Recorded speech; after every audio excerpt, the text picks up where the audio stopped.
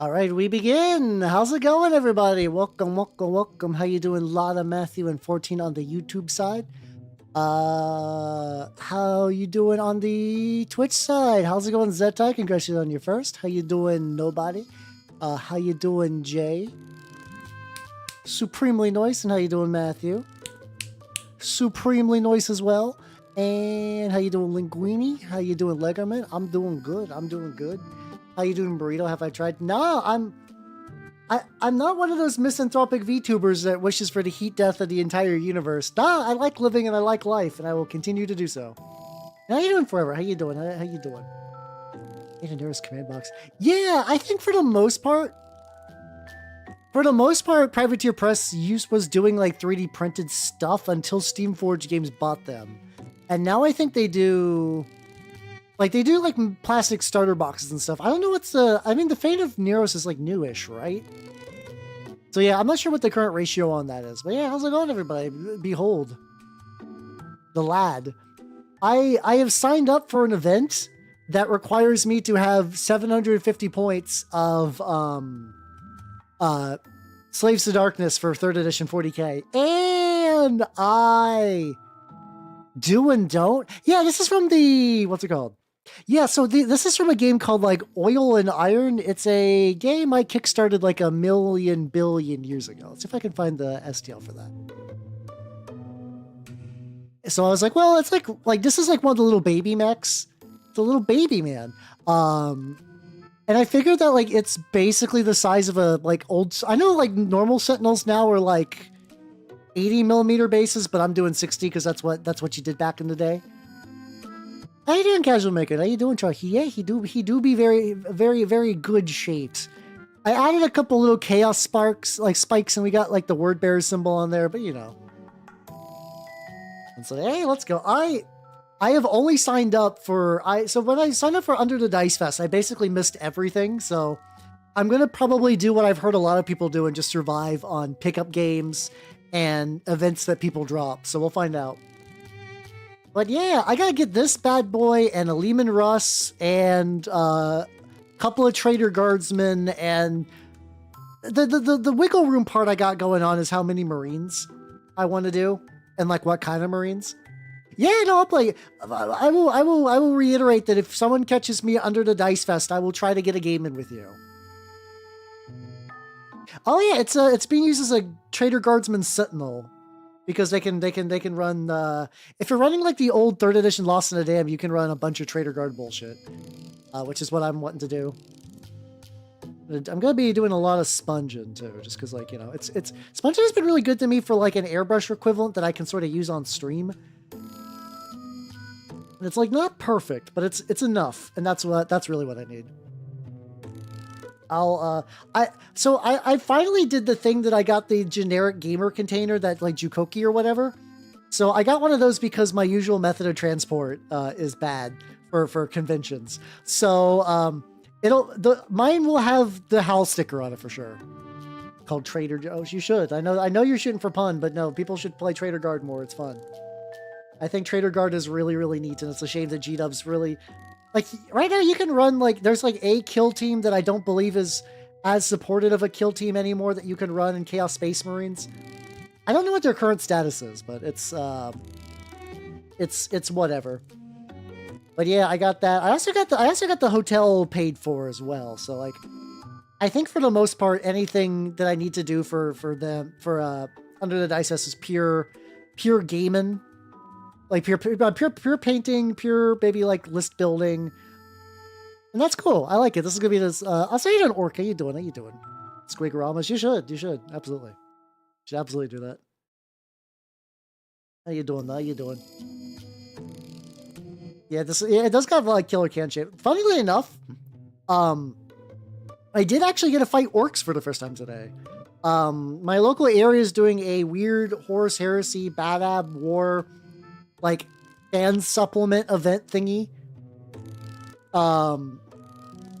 So like that was kind of neat. So I was testing out my Minotaurs that you've seen me paint on stream, and spoilers, I'll be painting on stream probably sometime this week.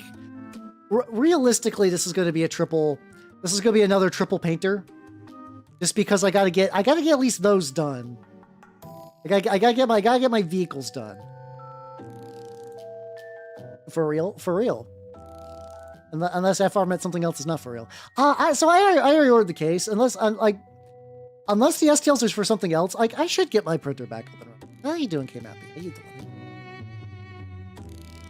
Yeah. To be fair, yeah, the Sentinels are kind of differently shaped, but I was like, this is like close enough that I'm okay with it. Also, Lunar, how you doing? Enjoy your lurk. I'm getting some real base red on this motherfucker. It's just gonna be fine. I'm down for it. And listen, no one else redeems the fucking cat ears. I don't mind. It's just funny. It's like your calling card. It'll be months. I have been collecting video games that I would like to stream. I'm not gonna lie. Like it happens every now and then that I do want to do a video game stream. So I don't know if like I've been going cold turkey for a while, and I don't think that's bad. And I've been enjoying it creatively and whatnot.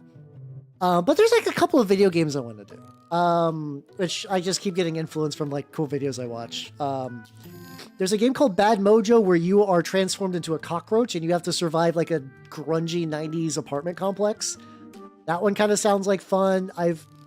I don't know if it's like a fun game, but there's this game called D2 that I saw that was like a very weird take on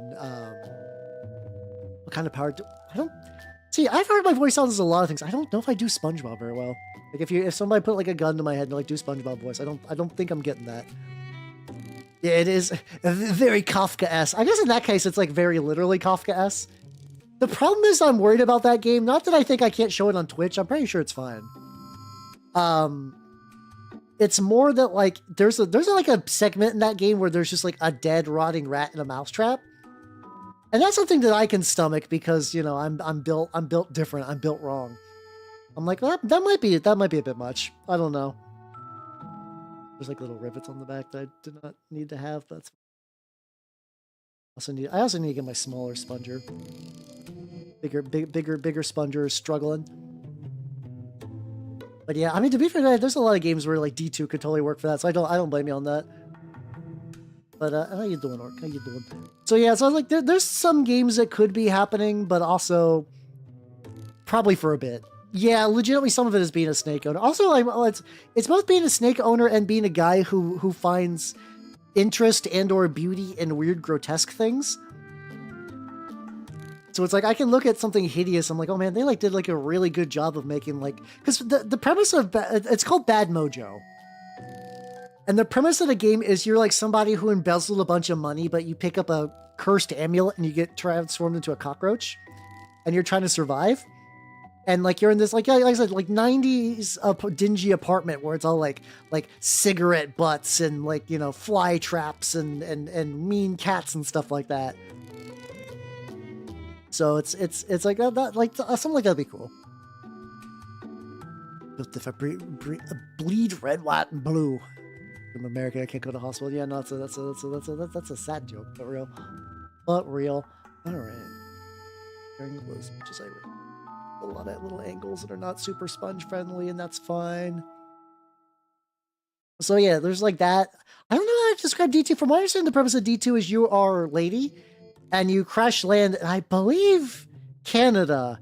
If not, it's Canada or like really northern United States, and everybody's being attacked by like plant zombies.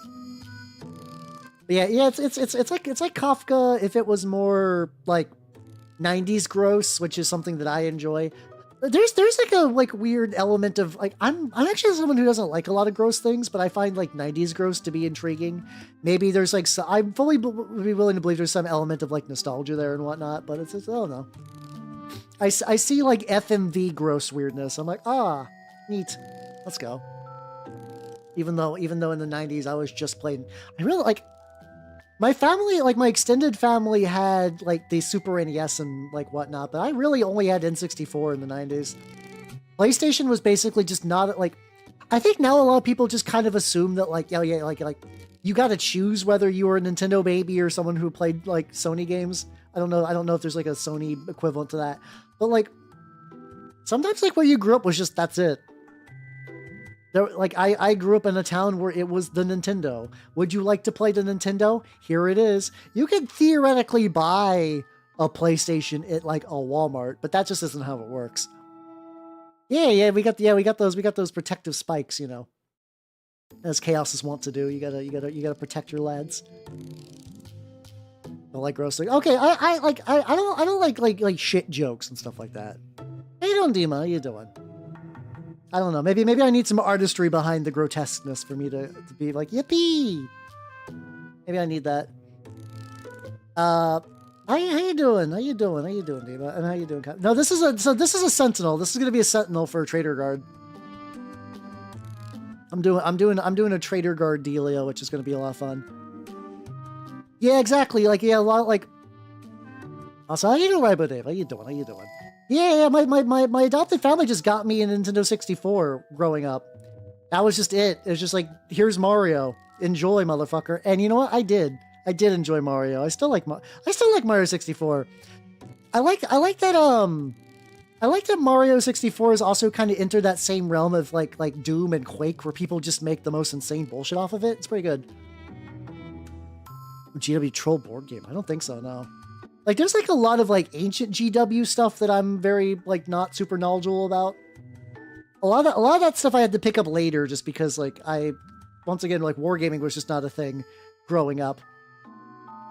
Like a lot of people who were like, oh yeah, no, I played in like the glory days of Warhams in the States. It's like, that doesn't, what's it called? That's just not really a thing. Yeah, there's like a dude in here. In lore, Sentinels are just basically like little armored leggy tanks that guardsmen can get into. Now, this is a chaos one, so we could do some fun shit like, can he leave? I don't know, maybe, maybe not. You know, oi, that's my leg. I mean, the name is very promising. Like right off the bat, oi, that's my leg. Sounds pretty good. Sorry, that sneeze coming on. All right, I got that. I got oi, that's my leg to pull up later. That's the thing I was debating. It's like, is he sealed in there? Is he soup? I kind of like the idea that maybe he was going, like, this is a guy, like a guardsman who tried to sort of like elevate himself above his station, sort of like really tap into chaos, and is like just on the verge of becoming Spawn. So he's just big chilling in there. Well, so I would fully admit that I put an affectation when I sneeze. I don't really like do any voice changes. I try to sneeze in not a disgusting way. I try purposely to like control my sneezes, which I think does make my sneezes sound cute. I'm just trying not to like blow everyone's eardrums out with them. That's sort of what's going on there.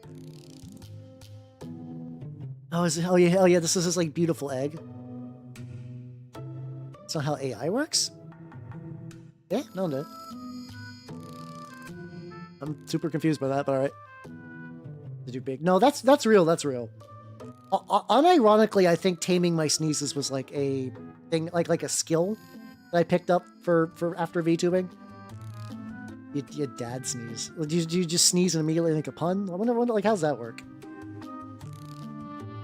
So many angles on this are gonna be like real bullshit. I mean, to be fair, I'm not going to entirely sponge this. I'm just trying to save because it's like a pretty bulky model that the more I can get with like a little goober, the better.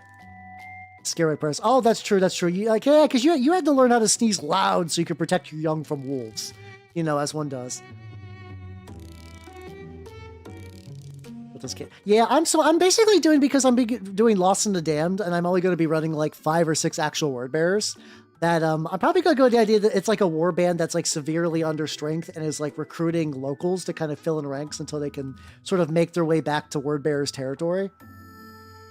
Because that's something that I always really enjoy, that you don't really get that a lot with like loyalist Marines. That kind of like, oh, we're on our last legs, everything's fucked. We're doing sort of like one file. Like loyalists got that sometimes, but a lot of times it's like, we're the Blood Angels, we're rolling, and like, you know, things could be bad, but we're a main character, so we're gonna save the day. A word bearer's like little war band, they ain't making it. They ain't making it. So yeah, this is just like a guard sentinel that they welded a word bearer symbol onto. I also kind of like the idea that the word bearers are tricking all the guards guys into thinking that like, yeah, you too can become Chaos Space Marines. Them being too dumb to realize, or just like not even dumb, just uninformed. Like your average yokel isn't going to know that like you gotta start the Astartes process when you're younger. You know, that's not necessarily true. That's true of like the inductee style, where it's like that's sort of what became common for a lot of post-heresy stuff, because inductee were basically like trying to like rush make Space Marines during the later stages of the heresy because like attrition rates were so fucking high. And because of that, you had to use a lot of like questionable methods, and just because the nature of 40k is a setting of like everything is just kind of passed down poorly. Ancient technology is always going to be generally better than anything new. It's like, oh yeah, no, back in the day, you could take like a Marine. I mean, like a man, like a grown man, like, you know, like not an old man like Luther and like Corphaeron, but you could take like a strapping 20-year-old and make him a Space Marine. That's not really true in modern 40k. About again, thinking about the word bearers. Hey, let's go. Hell yeah. Yeah, inductee are cool. They you can get some, you can run them specifically in Horus Heresy where you get like a couple of weird little fun bonuses. It's one of those rules that G-Dub's made, and I don't know if it's like the best idea really, but like, it's fine.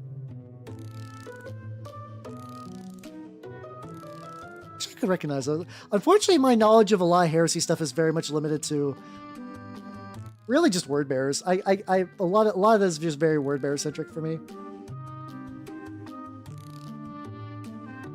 Getting that.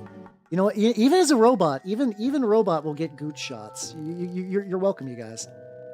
Oh yeah, the fucking like in Heresy 3, it's like, oh, word bearers ones can get, you know, they can become tainted whenever they kill some guys, and they can take some big heavy chain swords that suck. And then Dark Angels are like, yeah, we can give them microwave guns, it's fine. Who gives a shit? Dark Angels are funny like that though. Depends. Word bearers are really big on demons and stuff, and like if depending on the rules, like I remember in 3rd edition 40k, which is what I play, you can actually get rid of slots of like heavy weapons and like fast attack stuff to get access to more troops, which is what you summon demons in. But like, you know, a word bearer will use a predator. They'll use a rhino, stuff like that. They'll use daemon engines and stuff like that.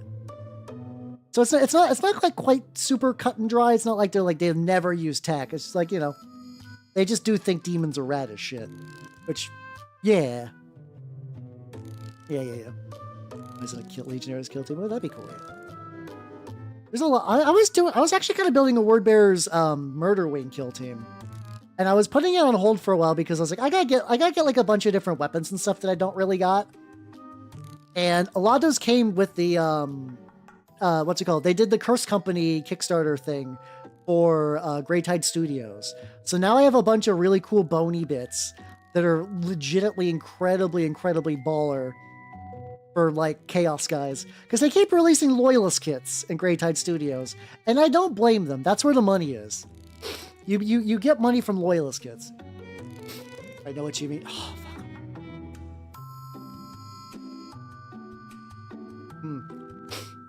Oh, fuck off there, buddy. Even with this tiny sponge, some of these angles are just not going to happen. That's all right. Because, like, worst case, the places that can't get that, I mean, I can always paint that with a brush, and also this is, like, you know, if this needs to look pretty worn, I think this already kind of looks, like, nice and pretty worn, so hell yeah. Yeah, oh, speaking about Rust Vultures, this guy. How you doing, JCat? This is, I showed this guy before as, like, a, some random missile-launching Dark Angel I found in the local box. And what I did is I removed his Dark Angel shoulder pad, so he's going to be painted up as a Rust Vulture at some point. I don't know when at some point, but like, I think this week I want to do the Apothecary. Not Apothecary. I do have an Apothecary. I want to do the Chaplain, the Jump Chaplain, and then also probably work on the Intercessors and stuff. Can I get into... No, some of the surprise. A brush. I can do that. I can do that. Yeah, it's JCat. Hell yeah, let's go.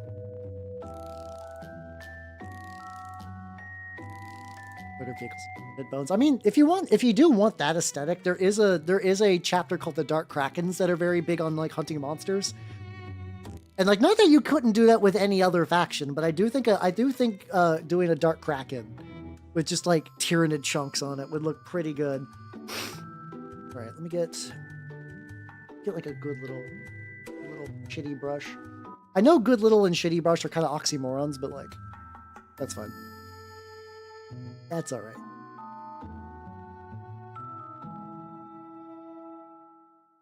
Warbands with Daemons and Vrax. I can look at the Vrax stuff a bit for this. This is an event I'm doing, so I actually don't have like a good grasp on like what the story is. Like what time place it is, or if there even is one, or if it's like just gonna be kind of like everybody's on X planet. X planet's getting fucked up. Bring your troops. Let's go. Because I'm playing at a basically, yeah, like it's technically like a convention, but it's, I think Under the Dice Fest is a bit less formal than that. But it's going to be pretty cool. It's going to be pretty cool. The big thing I'm tricky about is because like I can only bring 750 points, which, mind you, in 3rd edition, 750 points goes a lot farther, I'd argue, than like modern 40k. However, the tricky bit is like I still don't have quite enough to do a lot of shit. Like, I got my Guardsman, I got my Leman Russ, I got my Sentinel, and besides that, I really don't got a lot of extra flex points for, like, a lot of shit.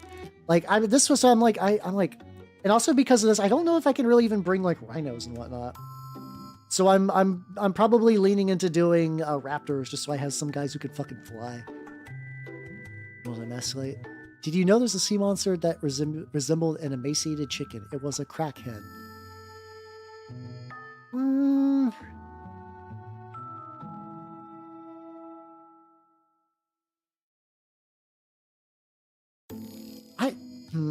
I'm torn.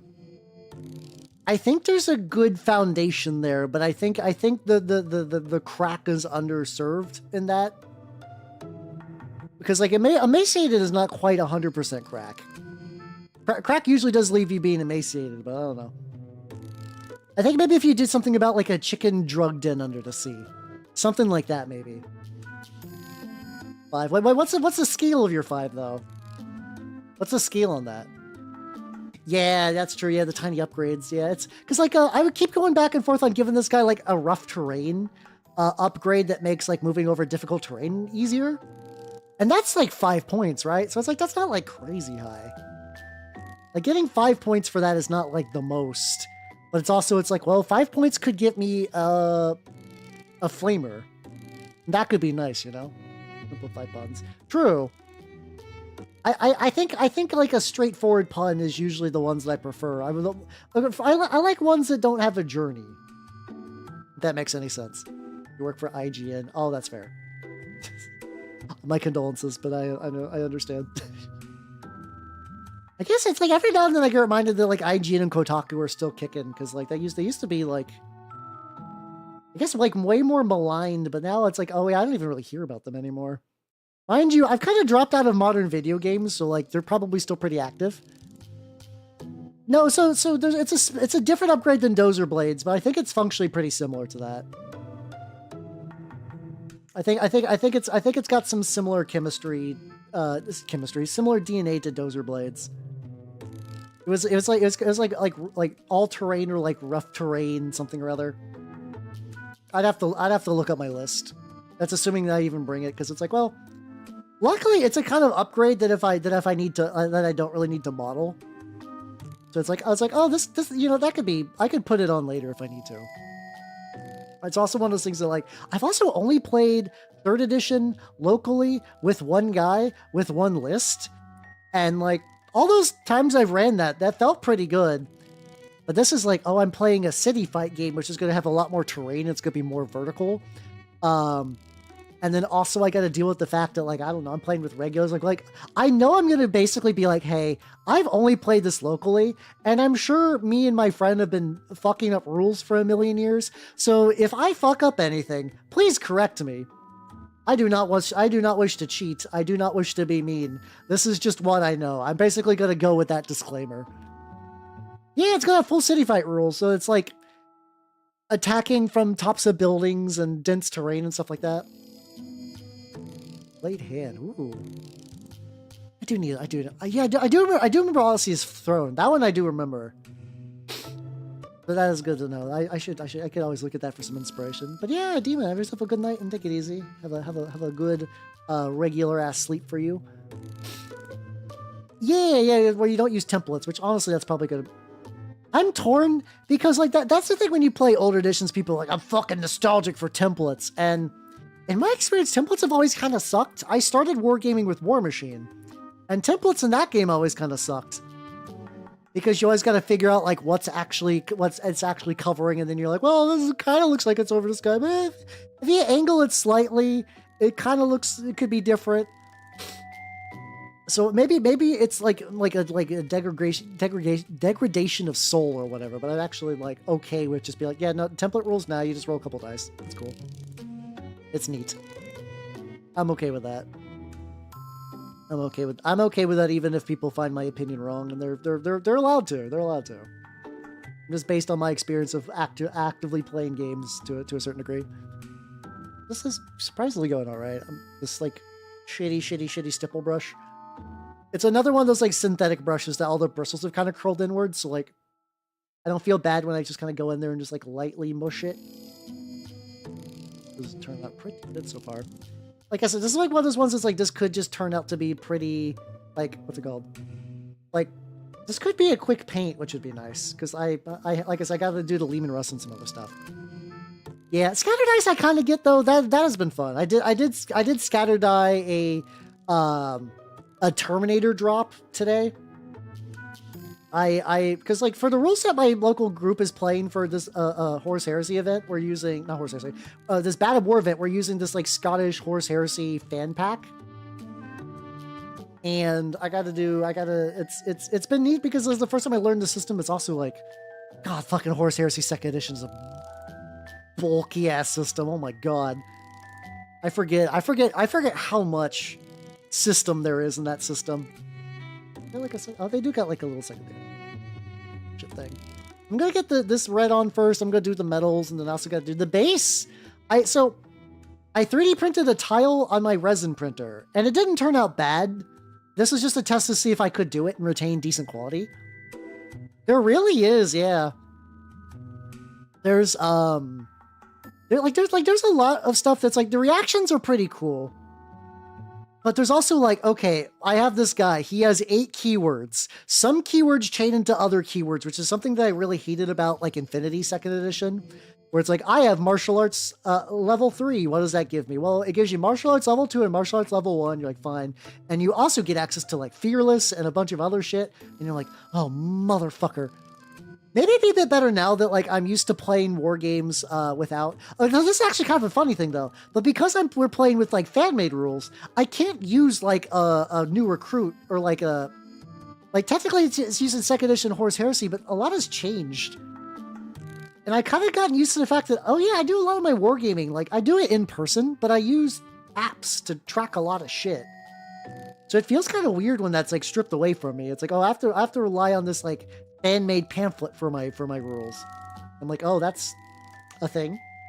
How you doing, Noodles? How you doing? Are you relying on a fan-made pamphlet? But yeah, how you doing? I'm layering on this bad boy. It's looking pretty good so far. It's extra spicy layer of red. Some shit. Oh God, I feel you. I every now and then I'll just get like a massive headache for no reason. It's not super consistent, so it's not like, it's never like I need to like worry about something, and I almost wonder sometimes if it's like a caffeine withdrawal or whatever, if I just do not get caffeine at like a specific time. So if I sleep in on the weekend, my body's like, oh, you missed your caffeine window, time to scream. But yeah, no, they hit my shit pretty bad. Yeah, and then Saturday wasn't. Oh, one thing that I did get, which I need to take a look at, could be a lack of, I mean, I generally drink a lot of water and stuff, so I actually don't think that's a huge issue.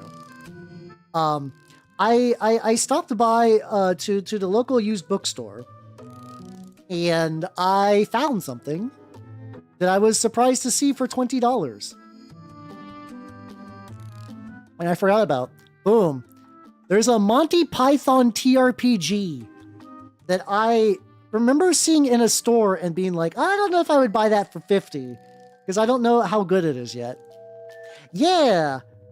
So I have not gotten a chance to look at the rules. Apparently what I have found out is that there is a DM mechanic where the DM has like different personas.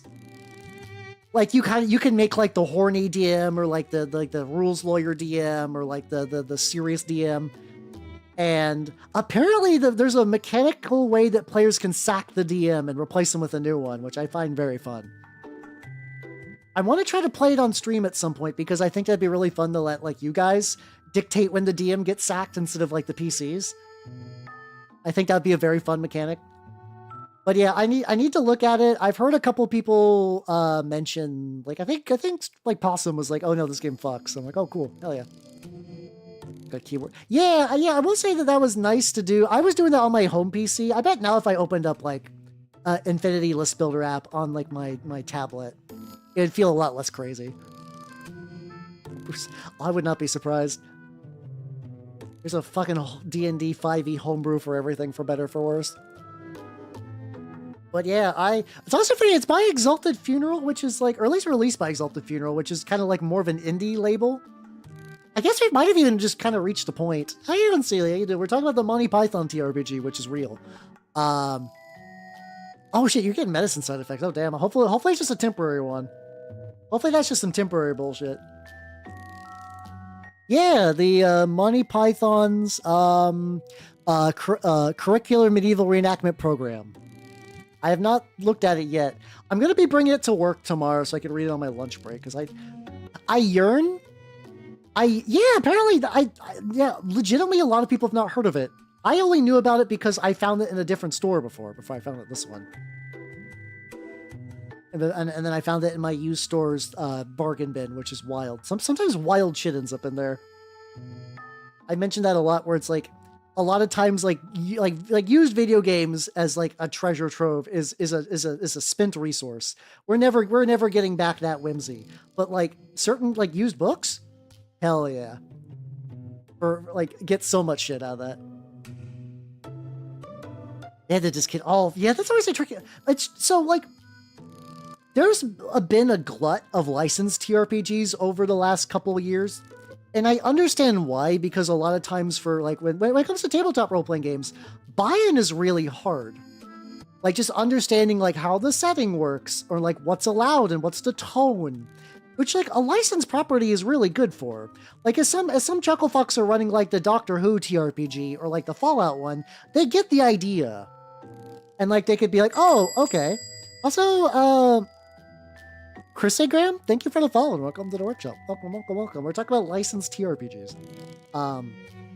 So like I understand why licensed TRPGs get made, but then yeah, you get the usual issues with just licensed things. It's like, oh, the license ran out. I guess you're fucked, idiot. It's like, damn, that sucks. That really fucking sucks. But yeah, how you doing? I'm currently slowly layering some red on this Sentinel because I want to. But yeah, it's rough. It's rough, and like I don't think licensing on TRPGs is going to change a lot, because I think that is just kind of like because I think people learn that like no one's ever going to give like a Heartbreaker really the time of day ever again, unless there's like, I don't know, like Critical Role people behind it. But like a lot of people will give a shot to, you know, a lot of like licensed stuff. Also, how you doing, Rookie? How you doing? You think about it for a hot minute. You're gonna need to explain that one, because I'm not thinking about, like, I don't get it immediately. Unless you mean by D&D, you mean just totally roleplay, which sometimes depends on the game. Depends on the game. I get a little bit on the back of the legs, and then I'll probably move over to doing some other shit. Mostly his base. I gotta get started on the base and the metals and stuff like that. Yeah, I think licensed TRPGs do I own? Like, I own the Dune one because I was curious, because I think Dune's cool. I'm a very casual Dune fan, but the Dune TRPG I think I've mentioned a million times is just not great. Not that that's bad mechanically, it's just that like Dune is a very limited setting. And it's like you either play on Arrakis, and then at that point it's like, okay, what the fuck are you doing here? Or you don't play on Arrakis, and then you just like half the rules in the book don't make any sense, or you just lose out on shit, which is weird. I think you're doing all right. Hey, let's go. Yeah, 100%. Yeah, like a lot of Dune. I think a lot of 40K fans, if they read books, they would be shocked to find out that they like Dune. Yeah, it's definitely like one of those games that like if you take a drink every time the Benin Gesserit or like Cho'am are mentioned, you will die of alcohol poisoning. It is like 3 Wikipedia articles like copy pasted multiple times in that fucking book. And I understand that, like, you know, if you're playing a politics heavy game, you really need to know who all the political players are. So that's not like a crazy thing to do. But it's like, oh yeah, no, you just really realize, like, and it's got a lot of stuff I like for me, I had no issues with the Song of Ice and Fire role-playing game, because it had like, you know, a really robust like noble housemaking system, and there's like a lot of different eras and stuff like that. You could put your own stuff in there. General course, not that I can tell. So yeah, if you want to explain what the fuck that is, I would be down. And I've actually even played as a PC in that one. I made a. Basically, my group was running a bunch of like nobles from Westeros that were exiled to Essos just because like their family shit got fucked up, and I was like one of the local Essos people who was like, hey, I was left on the doorstep of like a brothel And so I was raised by there. And he basically was like Manhor McSpears. He was very stupid. Yeah, that guy. I love him. He was legitimately one of the most fun characters I've ever played in a TRPG. I enjoyed him dearly. He could spear super well, and he could talk, and he could fuck, but goddamn, he was stupid. Which mostly ended up as like towards his benefit, if I'm gonna be honest. Real life is D&D without magic. I am not following that train of logic. I'm gonna admit I'm not following that, but yeah. It'd be alright. Yeah. Okay, I'm gonna leave the rest. There's like other little bits of like red bullshit that I can work on later.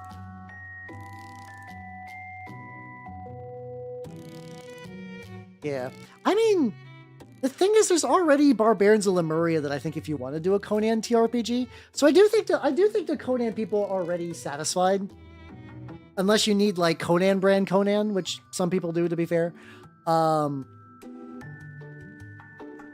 I think it's tricky because like once you get into public domain, that's where like a lot of like if you're trying to market a game and you want people to play it that aren't just like turbo nerds. And you know, I'm a turbo nerd. It's great. I buy TRPGs. I buy things I like. I am a very, very minor person. Like the kind of person that I am is not super common in TRPG spaces. They're either angry grogs who don't buy anything or 5e people who don't buy anything. How you doing, Fancy Man? How you doing?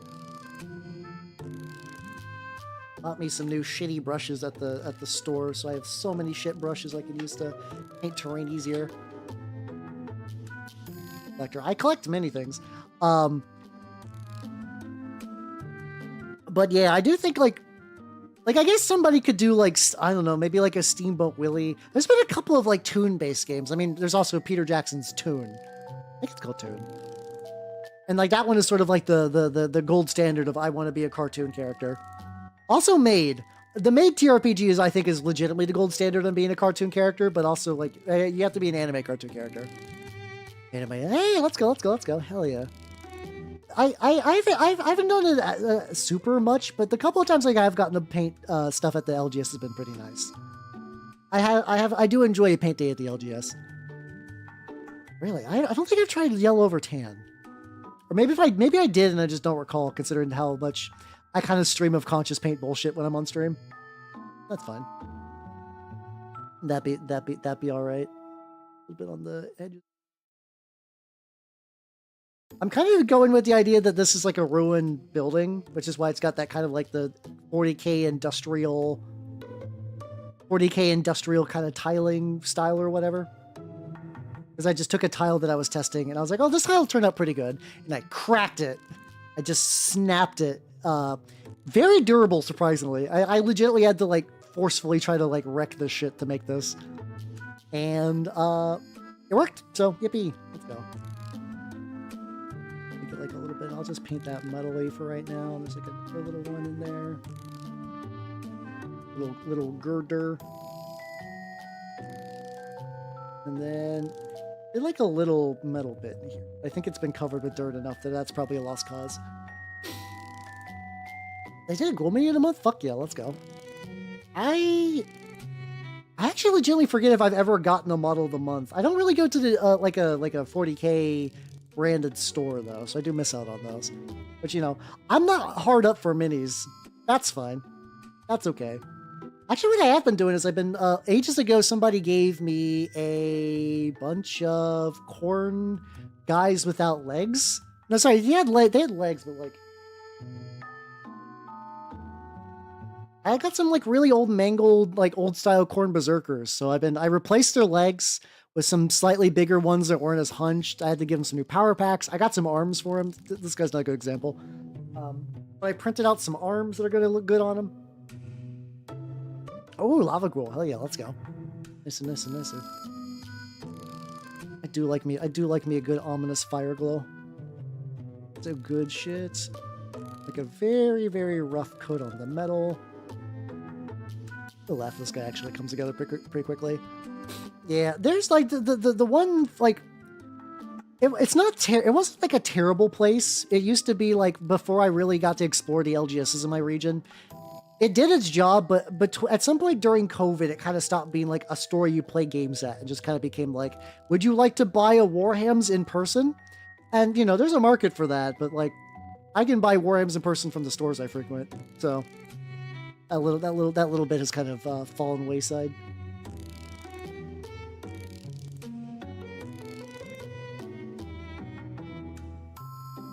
Let me try to get metal on there.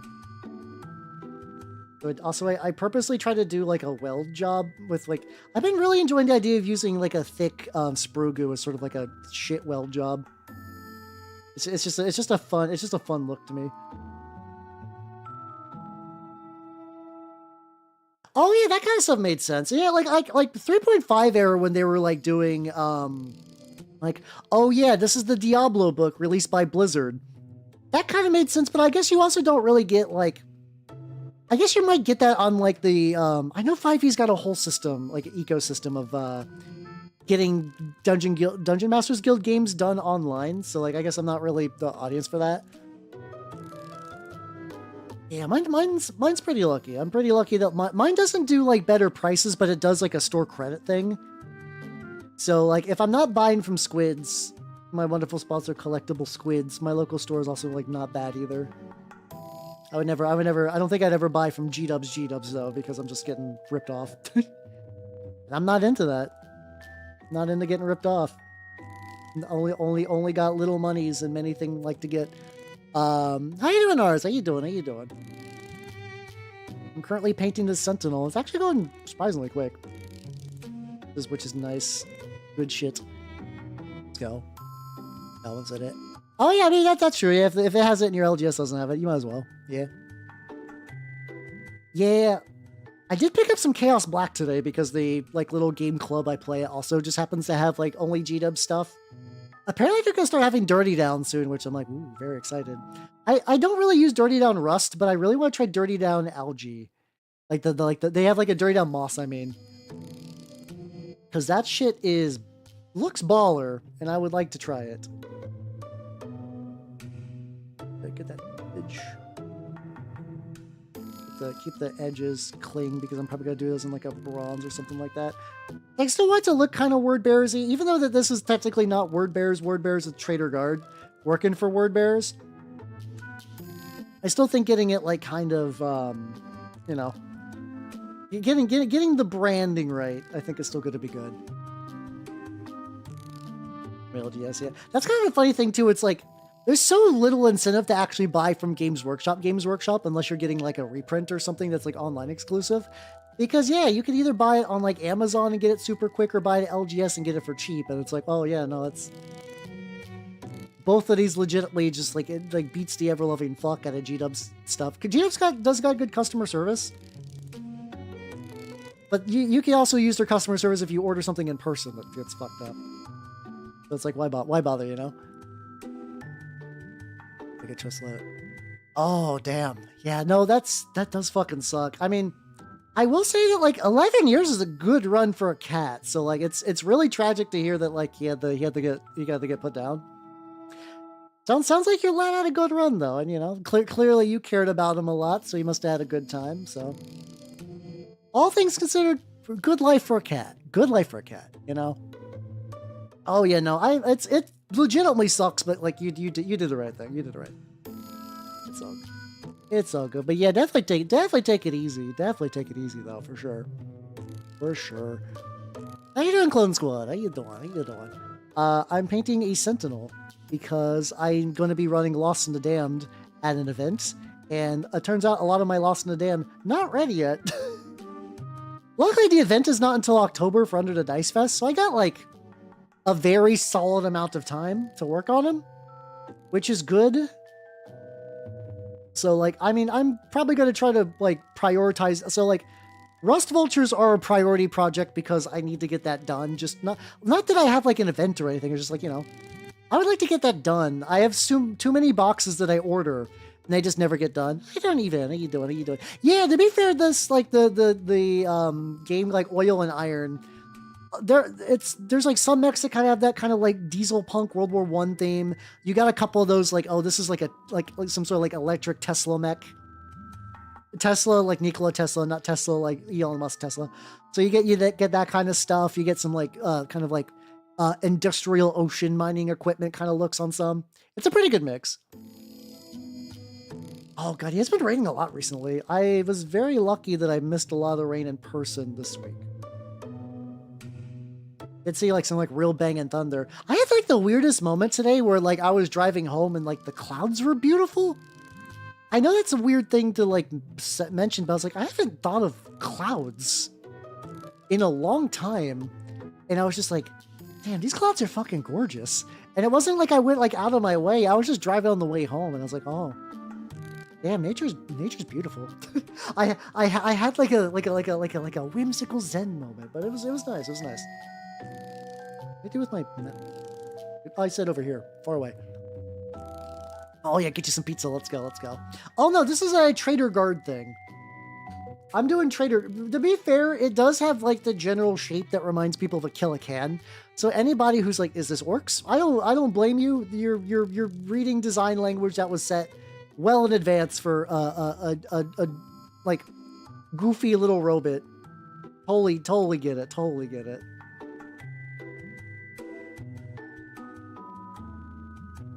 Inkling on this is going to be the fucking worst. I'm going to just try to like bulk paint as much as possible before I get another one.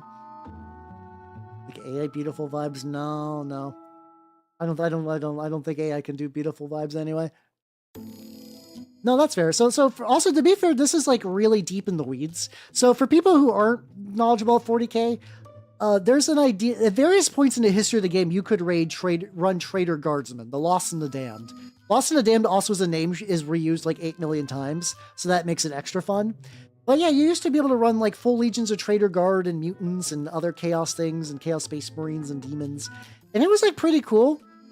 But it also just has not been in the... so you're thinking Legion of the Damned, which is another annoying Games Workshop issue where they just have a lot of things that sound the same. Those are the Marines that are kind of spooky, magical Ghost Rider ghosts. These are basically just like random Chaos Imperial Guard chumpos who are led by a very small contingent of Space Marines. You could kind of run something like this today, but like you're very limited in 11th edition. And you also don't get all this fun. You don't get like the fun mutants or like the guardsman vehicles. Like I get to run a Lehman Russ in the same list that has word bearers in it, which is going to be fun. Hey, Red Corsairs had a kill team? Oh, shit, nice. I was really excited for the Red Corsair release, but like it in the same time as the new Magakin of Nurgle refresh just came out during a time where I really didn't get a lot of money. I was just kind of low on money for reasons that I actually don't. It might have been move related at that point. Who knows? But now I'm probably just going to wait to make, well, you know, if at some point a Red Corsair body shows up in my LGS, I'll scoop that the fuck up. But otherwise, I'm in no rush. I'm in no rush to make that project real. To play things that are sitting in a war. I know, right? But also because my groups do play 3rd edition. I do actually get to play the stuff in the setting in the war game, which is extra fun. Yippee. Just get on the interior, but kind of like little messy style, just because I will be back through a lot of the sky with like a more precise brush. That's fine. Reveal night. Is it? I don't think the context would even lead to that. I'm blanking immensely, but hell yeah, having nights are cool though. I've gotten to play a decent amount of Wargame, and I've yet to actually have any of my knights hit the tabletop, and that makes me a little sad. Blue and pink. Ah, gotcha. Okay, I could see where that's coming from. I can see division. I also need to get a lot of the red around like ish. Oh, that's way too thick.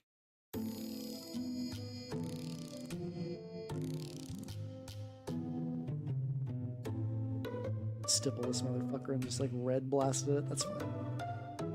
It's fine. This guy is gonna be Probably leaning more towards practical than like my bestest masterpiece. Not that I don't want them to look good.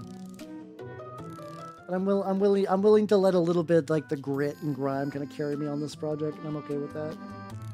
I got like a million other gritty and grimy projects to work on, including a model that I was hoping to work on this weekend, and I didn't. To be fair, though, I could have. Oh, he's got a little drainage hole. Oh, that's cute.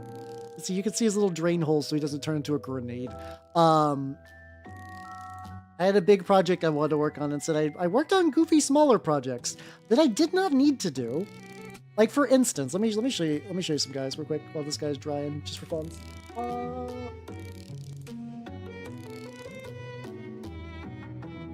So these guys, zoom in a little bit. I got, when I was gifted a oh, why are these guys so blurry? There we go. So these guys, when I got a bunch of dudes from the guy who gave me a bunch of his Horus Heresy Marines, he had some like really weird mangled up assault Marines. So what I've been doing is that like the bodies were just kind of strange and not right. So I just basically ripped off their bodies, like their heads, their arms, and their jetpacks. And I've been putting them to Mark 6 bodies because I have a ton of like unused Mark 6 torsos. And I got to do a little bit of like sanding and some like, there were some times these guys were clearly painted the first time. Like you can see that like these used to be Sons of Horus, but they were like never really completed.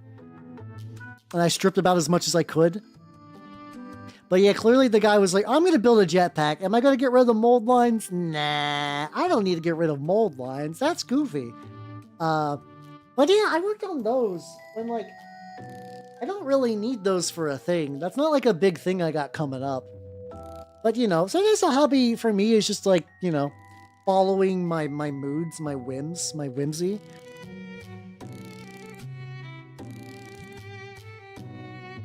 So it's like, you know, stuff will get done when stuff gets done, and if I want to have fun along the way, that's not like a big fucking deal. Where's my dirt paint? There we go. Oh, you know, there's legitimately a lot of like, the Discord has gotten a lot of really creative and talented people doing mini bullshit in there. That's nice. It's great. It's the good shit. All right, let me get some dirt coloration on this bad boy. Also been noticing that the army painter paint I've been using has been kind of like, I forget, I'm hoping Chaos Black is a little bit more matte, because I'm realizing it's like, I don't know how I like the satin sheen that seems to put on everything. Not the biggest fan of that. So I need to go back. I'll have to go back later and like paint some of the rocks and shit. It's fine. I'm pretty happy with this. I'll probably do this as like rusted and whatnot anyway, so not a big deal. I can kind of like work some of the dirt color up into it.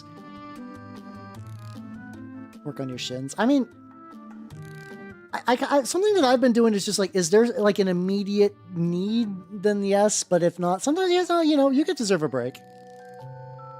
Like, I know you're working on the big, like, what is that for, by the way? You posted the giant feet, and I'm like, holy shit, nice.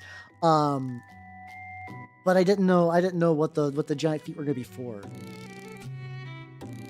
But still very, very cool. Still very, very cool. Well, yeah, you could maybe take like a small break to work on another thing, unless you like I said, need something done like really, really soon. I think if there's like a really pressing like I like my Minotaurs for the event that's going to be this upcoming weekend. I still got to get some of them done, but you know, I'm going to paint them probably on Tuesday. Yeah, probably on Tuesday. So that way I got like, you know, if for some godforsaken reason it takes even longer, which I really doubt it. Those vehicles are nearly fucking done. I can push it later in the week. Yippee. Oh, let's go. When I was at Target buying, what was I buying? I buy alcohol at Target a lot, but not like booze, as in just like isopropyl alcohol for printer clinging. I don't know if it's like the most efficient use of that, but I just find the convenience of like the little 91% alcohol bottles has been very, very good to me. I have to imagine that like I'm just on a list though. I have to imagine at some point when you just buy enough bottles of alcohol, you're on a list. And I'm like, oh, if at some point the U.S. government ever shows up to my house, I'm gonna be like, hey, you like Warhammer? You like Warhammers? And then hopefully they say yes. Yeah, at least for the clinging, I don't know if the change in the alcohol percentage is gonna be that higher. Like I'm sure probably the 99%'s better, but like at least for right now, the 93%'s been good to me. Okay, so sooner paid. Oh yeah, okay. In that case, get that done. Get that done. Stop. Ready? You can go home. Yay! Let's go. Go home and then watch me there. Stupid. Me being stupid. You're fine. But yeah. Try to get home without getting splashed. Do not get drenched. Speaking about getting drenched, actually, this is not a segue at all. It's ad break time, so see you guys in like 3 minutes. Why?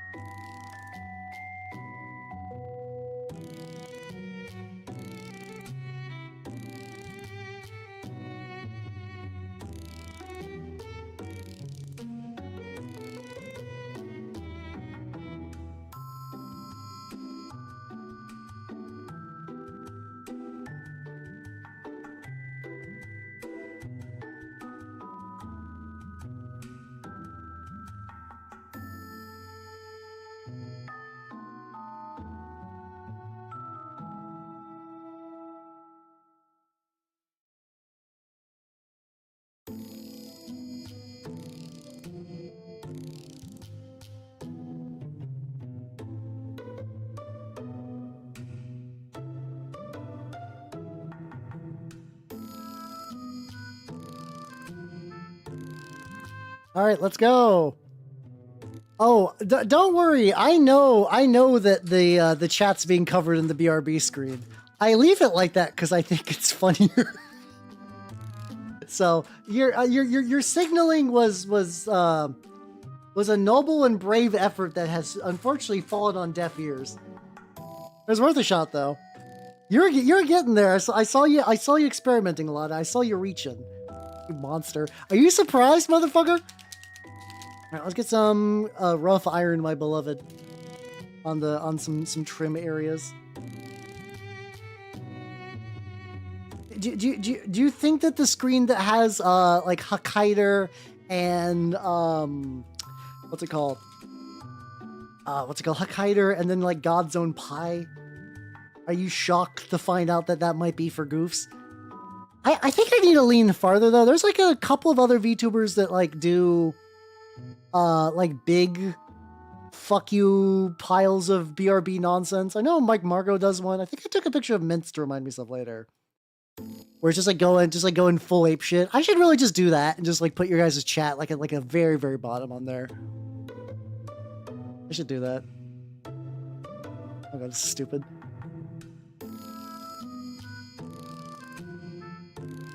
There we go. I could use an entry the monster manual. That was the thing that I kind of want. Like, I've had aspirations of doing like find some way to replicate the look of like a monster manual in like a UI thing. I haven't super found a good way to do that, but I also have not looked nearly as hard as I should. It's tricky, and by tricky I mean like I misallocate my limited time like a motherfucker, and then I'm like I don't got time for anything like a fool. It's a problem that like I'm more cognizant of as of late, and I'm taking steps to avoid it. Still bad though. It's still bad. Getting better. There's not really got this kind of trim everywhere, but this is also like a guards thing, so I'm okay with it. Also, you know, I want a little bit of metal variety.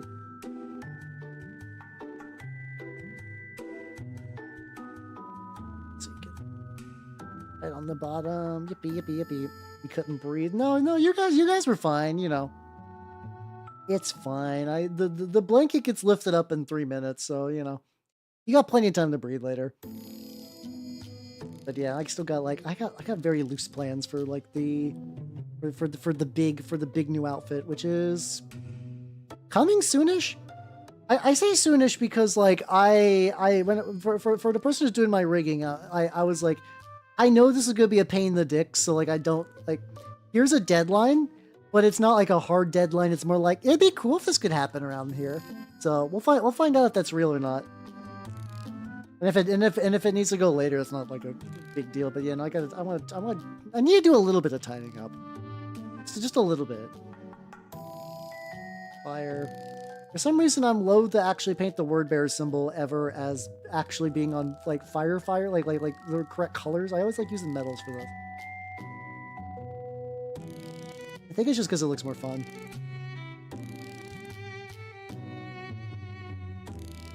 The edges are just thin enough that I don't really got to worry about the side.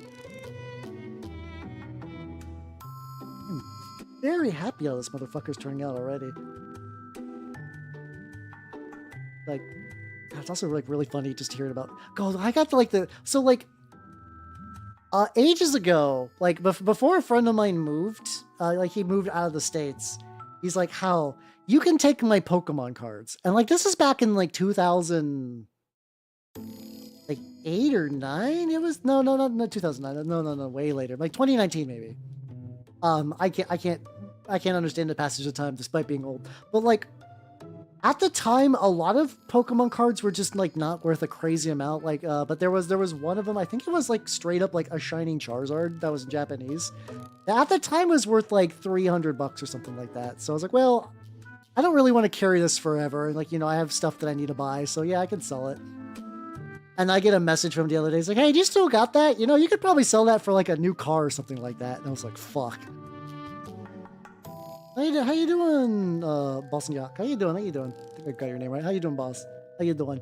I am painting this Sentinel for my Lost in the Damned army because I think it'd be fun to run that at an event. Is another reason too? It's like no matter win or lose on that. I'm not even like yeah, I'm going to play to win. I really want to get this done in time because people don't get to see Lost in the Damned armies out in the wild. So I want this to be like a little treat for everyone. Be like, ooh, you get to see Trader Guard. Lucky you. Lucky you. That's going to be fun.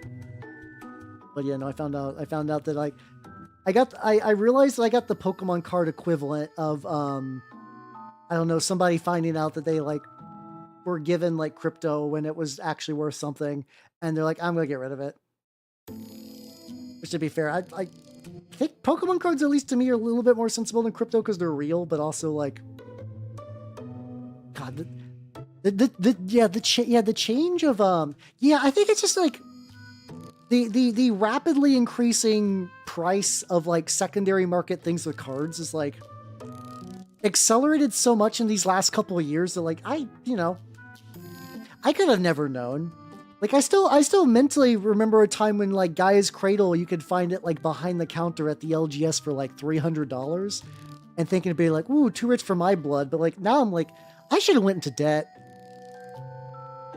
I should have went to debt. Actually, I'm trying. To be fair, I'm bad at pronouncing. There you go. I can't pronounce anything. I'm making attempts, and I will very likely fuck up that attempt another time. But for now, I'm gonna try to keep that streak going as long as possible. Yippee. Yeah.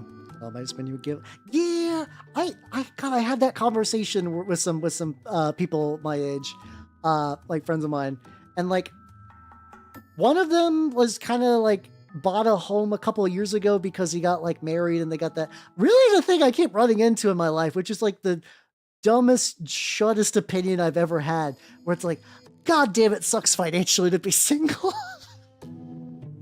It's the stupidest thing in the grand scheme of things, but I'm like, oh yeah, no, you can only really buy a house on dual income. I'm like, oh, I gotta get that. Okay. Like they're like, oh yeah, no, we bought this house ages ago after we got married, and I was like, yeah, we did the same thing, and we were able to get that going on. And then they looked at me, and I'm like, oh, I rent. And they're like, well, you're gonna keep on, you're gonna keep on renting for likely the foreseeable future. Likely the foreseeable future. Unless I find a very special someone out there. I don't know why I did that voice for. That's, if anything, decreasing that chance ever. Chat. No, I mean, I would need to make sure the person I'm with I'm like really, really down for. I don't know if I'm quite ready for an arranged chat marriage so I can get cheaper housing. That just feels like a weird set of circumstances all around. How you doing, Cat Hunter? How you doing? Yeah, so like going back to like I don't know. I don't see a path towards owning a house anytime soon unless like I VTuber blow up, and even then that's not really like, I guess you can be a VTuber and like blow up and get big, but I feel like a lot of the bigger indies have kind of hit that status a while ago. But who knows? You never know. I need to find like an autistic countess somewhere. I need to find the person that only exists in dreams. Blind Hearts of Iron. Hey, fuck yeah, let's go. I've not played any of those, but I've heard they're like, I've never played a proper map painting game, and one of these days I should. Yeah, well the thing is, I don't think it's just a Zoomer struggle. It's like, I kind of hear more and more people mention this, and this is something that I'm guilty of too. That I think is like what's really smart for boomers to do is to pit Zoomers and millennials against each other. Because functionally, as a demographic, we're not that different in the grand scheme of things. Like a lot of cultural overlap, and it's not like even like a Gen, like, because like Gen Z gets basically forgotten all the time. Goddamn. But it's like, yeah, no, basically very similar struggles and like very similar tastes and things, and not really that different in the grand scheme of gens. But it's easy to kind of perpetuate the oi fortune, the lawful. Really, I mean that is the thing too. Is at the end of the day, I could always look for a roommate. I don't think I can go back though. I don't think I can go back to having roommates. I don't think I can. It's just not happening. Yeah, it's 69 and 97 are only 2 apart. Not that different.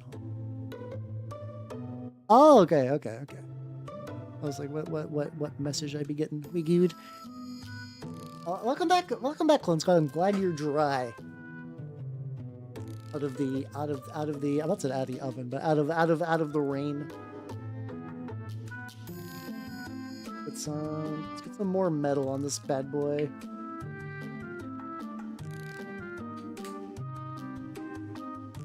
Look how he's turning out. He's turning out pretty good. I think I'm gonna get the metals because there's like a bunch of little metal bits I gotta get. And then maybe do a little bit of extra stippling on the red bits. Maybe just like the raised red bits, like maybe like here and here, some of the raised areas. I don't know. I got some stuff. I got some options. I almost had a hiccup going.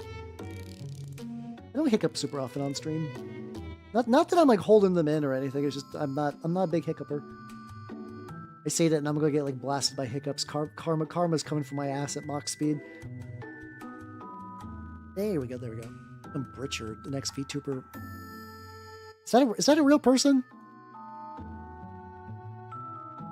I look up Britcher and I just see a fish. I don't know. Yeah, to be fair, like I'm legitimately kind of off. Oh, Bricky. Okay, for some reason I've never heard him described as Britcher, but no, that makes sense. That makes sense. My dad actually said like 100. See, it's a weird spot where it's like there are a lot of issues between like it's so I really don't ever run into that, like, mind you, I have a very atypical adopted family where it's like my adopted mother passed away in high school and my adopted father is basically MIA at this point. So I never really got the like, oh, back in my day, things, you know, pull yourself by your bootstraps. Because technically, in the grand scheme of things, I'm kind of doing the best out of them. But it's like, yeah, that like the every now and then I do hear through like third party proxy the people that are like, oh yeah, no, you just like just drive into the place and give them a smile and wear a suit and put your application. And it's like, oh no, that doesn't work. That shit doesn't work. No, they're gonna look at you like you have 8 heads, my guy. But yeah, no, my Gen X is interesting because there is like a lot of media that I enjoy that was very Gen X in status. I actually don't even know what the cutoff for Gen X is, to be honest. I would need to generally look that up. I have to imagine it's like not super far. Yeah, the only like I'm getting it's yearly off-Kai FOMO for me once again. One of these days. Excuse the data set. True, yeah, that's also fair, yeah. I go through the usual I am Burgerlander, so things kind of skew my results. You're German. Hey, let's go. Yeah. That is true. Compared to real war, definitely things are going like pretty decent. I can say that. Oh yeah, hell yeah. In German, let's go. I'm elf. No, it's stupid to say, but you know, elf raised in the U.S. for sure. It is all I've known. Oh yeah, I was also saying. Oh yeah, no, off-Kai FOMO. I get off-Kai FOMO real bad. To be fair though, more and more I'm realizing that a lot of that FOMO could have been taken care of if I just planned in advance and did a little bit more reach out or something like that. I might try to go next year. I need to go at some point. It's probably already that like, oh no, you missed off-Kai year 1 through 4. Now it's all shit and bad and terrible, but I still want to go. I still want to go at some point. But I'm excited for Under the Dice Fest. I'm excited for MagFest again because MagFest is life. MagFest is love. I'm excited. I actually am enjoying going to things more. I think something I want to maybe do for 2027 is maybe like go to a thing. Like okay, I should phrase that better because that was the stupidest way I could do that. I would like to maybe someday be at like a convention or like a Gen Con or something like that and have like a booth and have like my own game for sale there. I think that's what I want to do. I think that's something I've always really wanted and I've just never really committed, and I need to. I think like even weirdly enough, the one-page RPGs have kind of been like, oh yeah, no, making games is fun. I enjoyed that. I need to do that more. I gotta really kind of like work on my output on creating art. And I don't even mean like art as in drawing, as in art as in like bringing a thing into the world that was not there previously. And I've been enjoying the fuck out of that. I need to do that a lot more. Gotta get them little toes. Shit. Oh yeah, I was like, he's got a decent amount of rivets, but I also, a lot of times in 40K they just paint over the rivets, so I might just leave the rivets bare. But also it's like, oh, like I do got those like the markers. I'm also really worried that eventually I'm gonna like grab him weird and like snap the arms off. I'm gonna snap the fucking arms off. Let's see, and then get on the bottom. But yeah, because I want to do that. I need to do more. I gotta get Raw issue 1 together. And for that, I gotta get a prod. I have like so many chains of things I need to wrap up for some stuff, which is not impossible. It will happen. I just gotta get some. Oh, scuff there. I don't know. I think overall, if I did literally nothing else this year, I feel pretty good, honestly, compared to like 2025 was me coming out of a fog, and 2026 is me going like, oh, I gotta do something to get out of that fog. I've been doing that. Also, the worstest. Oh yeah, okay. I think I was like, I went down under here. Like I could paint this. Okay, this. So he's got these like little divots. Yeah, let's do that. He doesn't have a. Oh yeah, I should actually show you guys real quick too. I need to get some new paint anyway. I don't think I've actually showed how these two pieces interact. So it's like, it's gonna kind of like sit roughly like this on the base, where it's like climbing over kind of at an angle, which I thought would be pretty cool. Turns out, yeah, no, that fucks. That fucks immensely. I'm a little worried for stability. I think your worst case, I could like, I have a bunch, somewhere in my house, I have a bunch of like heavy washers I can put under the base, and then add some glue and some shit. I'm realizing I really gotta do that, because otherwise this fucker's gonna fall.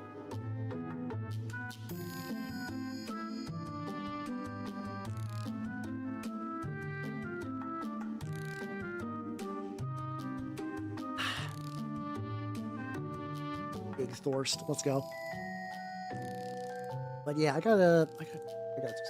It's been good though. It's good. I can't complain. I've been doing some stuff. I really gotta look at that Monty Python RPG. Like, I'm super curious about it, because like I mentioned earlier, the Exalted Funeral thing weirdly gives us some, like, Exalted Funeral is like an indie-ish publishing company. Like, they've done some like Mork Borg stuff. They've done some, I think I found them through Forbidden Psalm, which is, you know, Mork Borg adjacent, so it's not even like that separate from that brand. But it's always nice seeing these like little kind of groups of people doing like cool creative stuff. Like it's been neat. I think especially like, the more that I find doom and gloom in the video game industry, the more I kind of find solace in the fact that tabletops have been doing like, I guess maybe pretty well is a weird statement, because I don't know what you consider that as like pretty well, especially like if you look at like D&D as a brand. Like, will they ever reach that? Once you move away from D&D though, the numbers are a lot like, you don't need nearly anything as crazy. Like, that's something that like for like smaller war games, there are like channels that are dedicated to like promote it. Like there's like Star Wars Legion people that are like, in the grand scheme of like what would be like Warhammer channel numbers are fucking nothing. But they're like pretty established people in the community, and then also like get like free shit and stuff like that. So it's like, oh, that's cool. That's nice. How you doing, Chocolate? How you doing? How you doing? No idea what you're talking about there, but how you doing? How you doing? I'm painting my Sentinel, and it's going pretty good. I can actually probably start. No, I still gotta get a lot of the metal on the bottom. Not a difficult model to paint, but a lot of angles I gotta hit for sure. There we go. Oh yeah, Old School's Essentials is like one of those games that I have been aware of for like a million years, but I've never picked up. It's one of those ones that's like vaguely. Like, it's sort of just like basic D&D, but it's sort of been like have the rules been changed much? My only real like contact with OSR and OSR adjacent things is playing Labyrinth Lord, and then also just like following some people like Patrick Stewart, who do like technically OSR stuff, but like Patrick Stewart stuff is so weird that I don't even know where he falls into that classification these days. But yeah, I've a lot of people who are kind of into that older D&D sort of vibe do seem to be playing OSC as their version of choice. Honestly, even if it's just like doing like the same rules, but like have like a more sane layout. Because like when I play 3rd edition 40K with my local group, it's like not super crazy difficult, and it flows reasonably fine. But the things we always find ourselves stuck on are just the fact that like the rules are just laid out really bad. So like I have to imagine if you took like basic D&D and you just like took basically like an editor, and if that's what OSE is. Cause like I think I played Labyrinth Lord and that was like fine. I know Labyrinth Lord, I think in terms of that kind of stuff is pretty vanilla though. Like it's not doing a lot of changes or anything. So like I think I was just like, oh, this is cool, I guess. Well, I see classic and advanced, which is like, oh, that's cool. That's cool. Maybe one of these. I think there's like a shop that's out of the way from a lot of the other shops I go to, but that one does tend to have like the more niche TRPGs. Like that was the place that I originally found the Monty Python book in the first place. I was like, oh shit, nice. Oh yeah.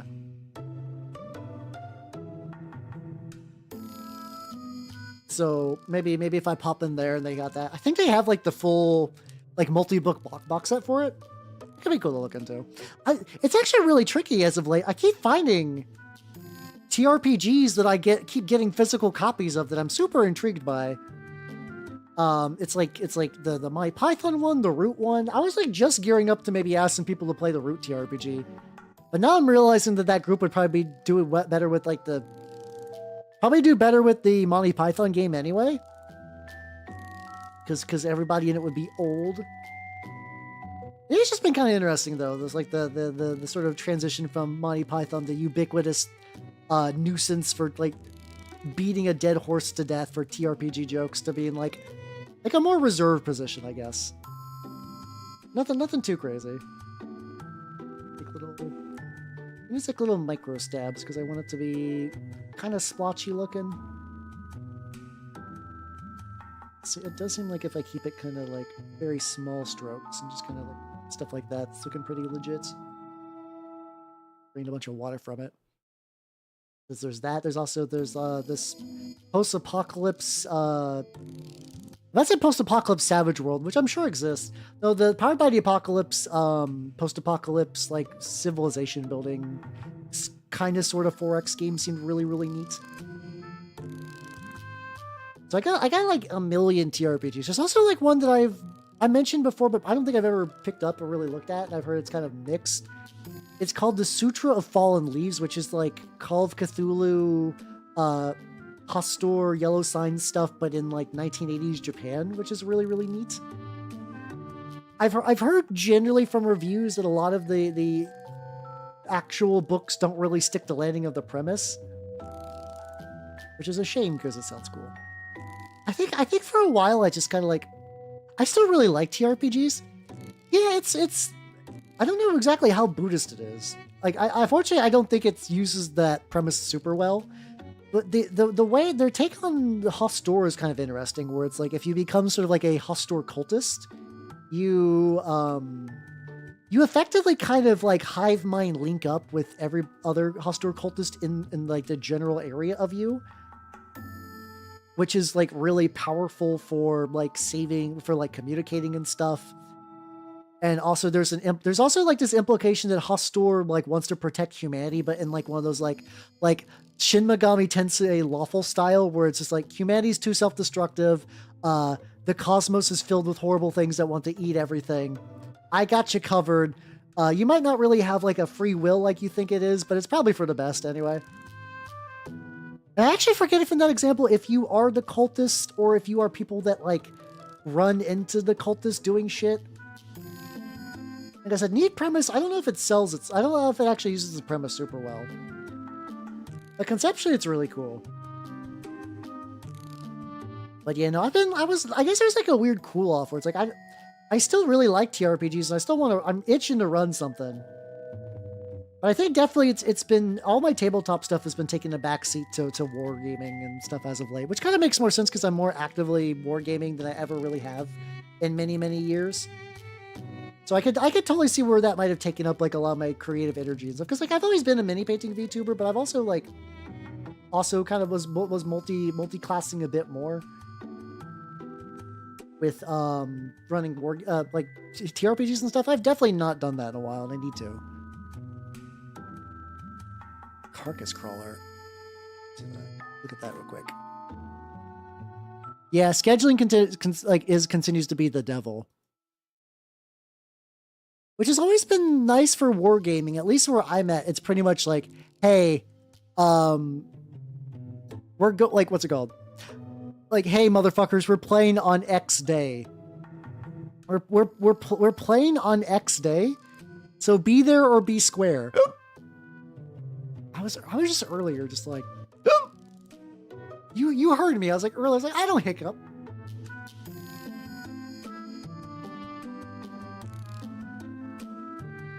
That's fucked up. I can't believe Karma got my ass real good. I can't believe I gotten demolished by Karma. It really was. No, I tempted fate. This is I'm not even upset. This is the divine rebuttal I deserve. Yeah. Like wargaming is just so much easier to schedule because you could just be to be fair, the commitment in wargaming outside of like I will say that like you do like as like campaign-based wargame has kind of been taken off more in my areas. You do see those kind of schedule crop up things. So you also get some really weird shit. Like the Mordheim campaign has been kind of put on back hold because we're going to be running another event. But like straight up, we had people who were like, okay, we're going to be running this Mordheim campaign. It's going to be like 6 months. So, you know, make sure to get like a couple of games in every now and then, but like, you know, no rush. And then some people straight up got to like 8 games in like 2 weeks. And it's like, oh, that's like a really weird scheduling bullshit thing that you would never really would have ever seen in a TRPG experience where people are scheduling too much. It sounds strange and weird to even think about something like that. Hiccup cough. It's pretty much. Oh yeah. This is. I just have several clones I keep on standby as each one deteriorates live on stream. They do be fiending. I'd be fiending for more time. It's just that this big 40k Badab event that we're doing is taking basically everybody's energy. Not like a bad way, but it's like, you know, it's a big thing that requires a lot of people to like build terrain and print things for other people and paint things. And then yeah, Carcass Front's going to be real soon, which I'm excited to pick that up. I did get my copy reserved, so I should be able to have that soon. By soon, I mean whenever it's released. It'll be neat.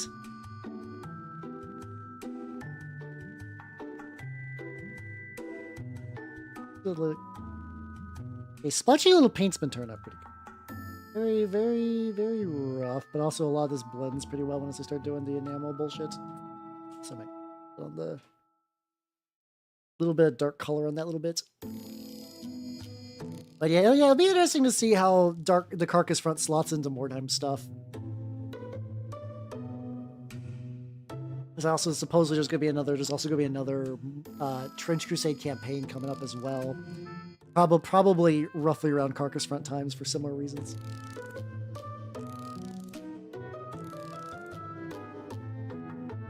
Some of this, I mean, some of that I could have probably just left that as like a little.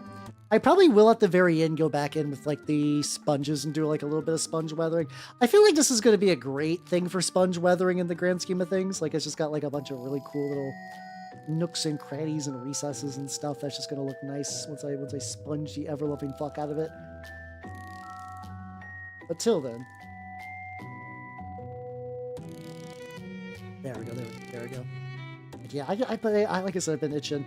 It's also because like my local group keeps bouncing between like a couple of different people who are DMing, and it's great. I like that they're doing that.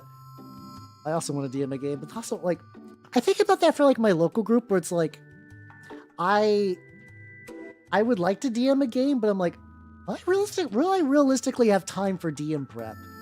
I'm already so strapped on time for my own projects. Maybe it's for the best. Maybe it's for the best that I don't, and I just work on doing on-stream TRPG stuff because then I can balance that a little bit better with my busy in a pointless way life. Once again, like I'm like loaded up with like friend groups and tabletop meetings and stuff like that. It's like I'm very busy at all times, but in the grand scheme of things, a lot of the things that I'm busy on are just like goofing and having fun. It's like, oh no, this week I gotta meet here to play Magic. Like I don't got to. Nothing majorly in my life tanks if I don't play Magic for a week. But yeah, no, I like my Magic group. Also, the Marvel cards have not super creeped in yet, which is nice. I will say they actually did a bunch of like spoiler releases for the new, not like card spoilers, but they showed like the new sets that they're going to be releasing next year. And like, they're actually cool. I actually do think a lot of the new Magic sets they've showed for 2027 have been pretty neat. The one that like, it's Wizard of the Coast is very funny because you can tell when like a designer or somebody like watched a thing and then like a million years later they made a thing out of it. They're doing a thing where they're crashing Kamigawa and Ikoria together to basically kind of do like magic, cyberpunk, fantasy Japan versus kaiju. Because they learned the lesson that if you can't do the "I'm a little guy" excuse for like things trying to destroy your civilization. So they decide just to like pick them up and move them somewhere where there'd actually be like a more even fight. And that's legitimately pretty neat. I think that's cool. I just kind of assume that Magic these days is very like high fantasy or like it's very tech fantasy, and I do like tech fantasy stuff, so I'm not super bothered by that.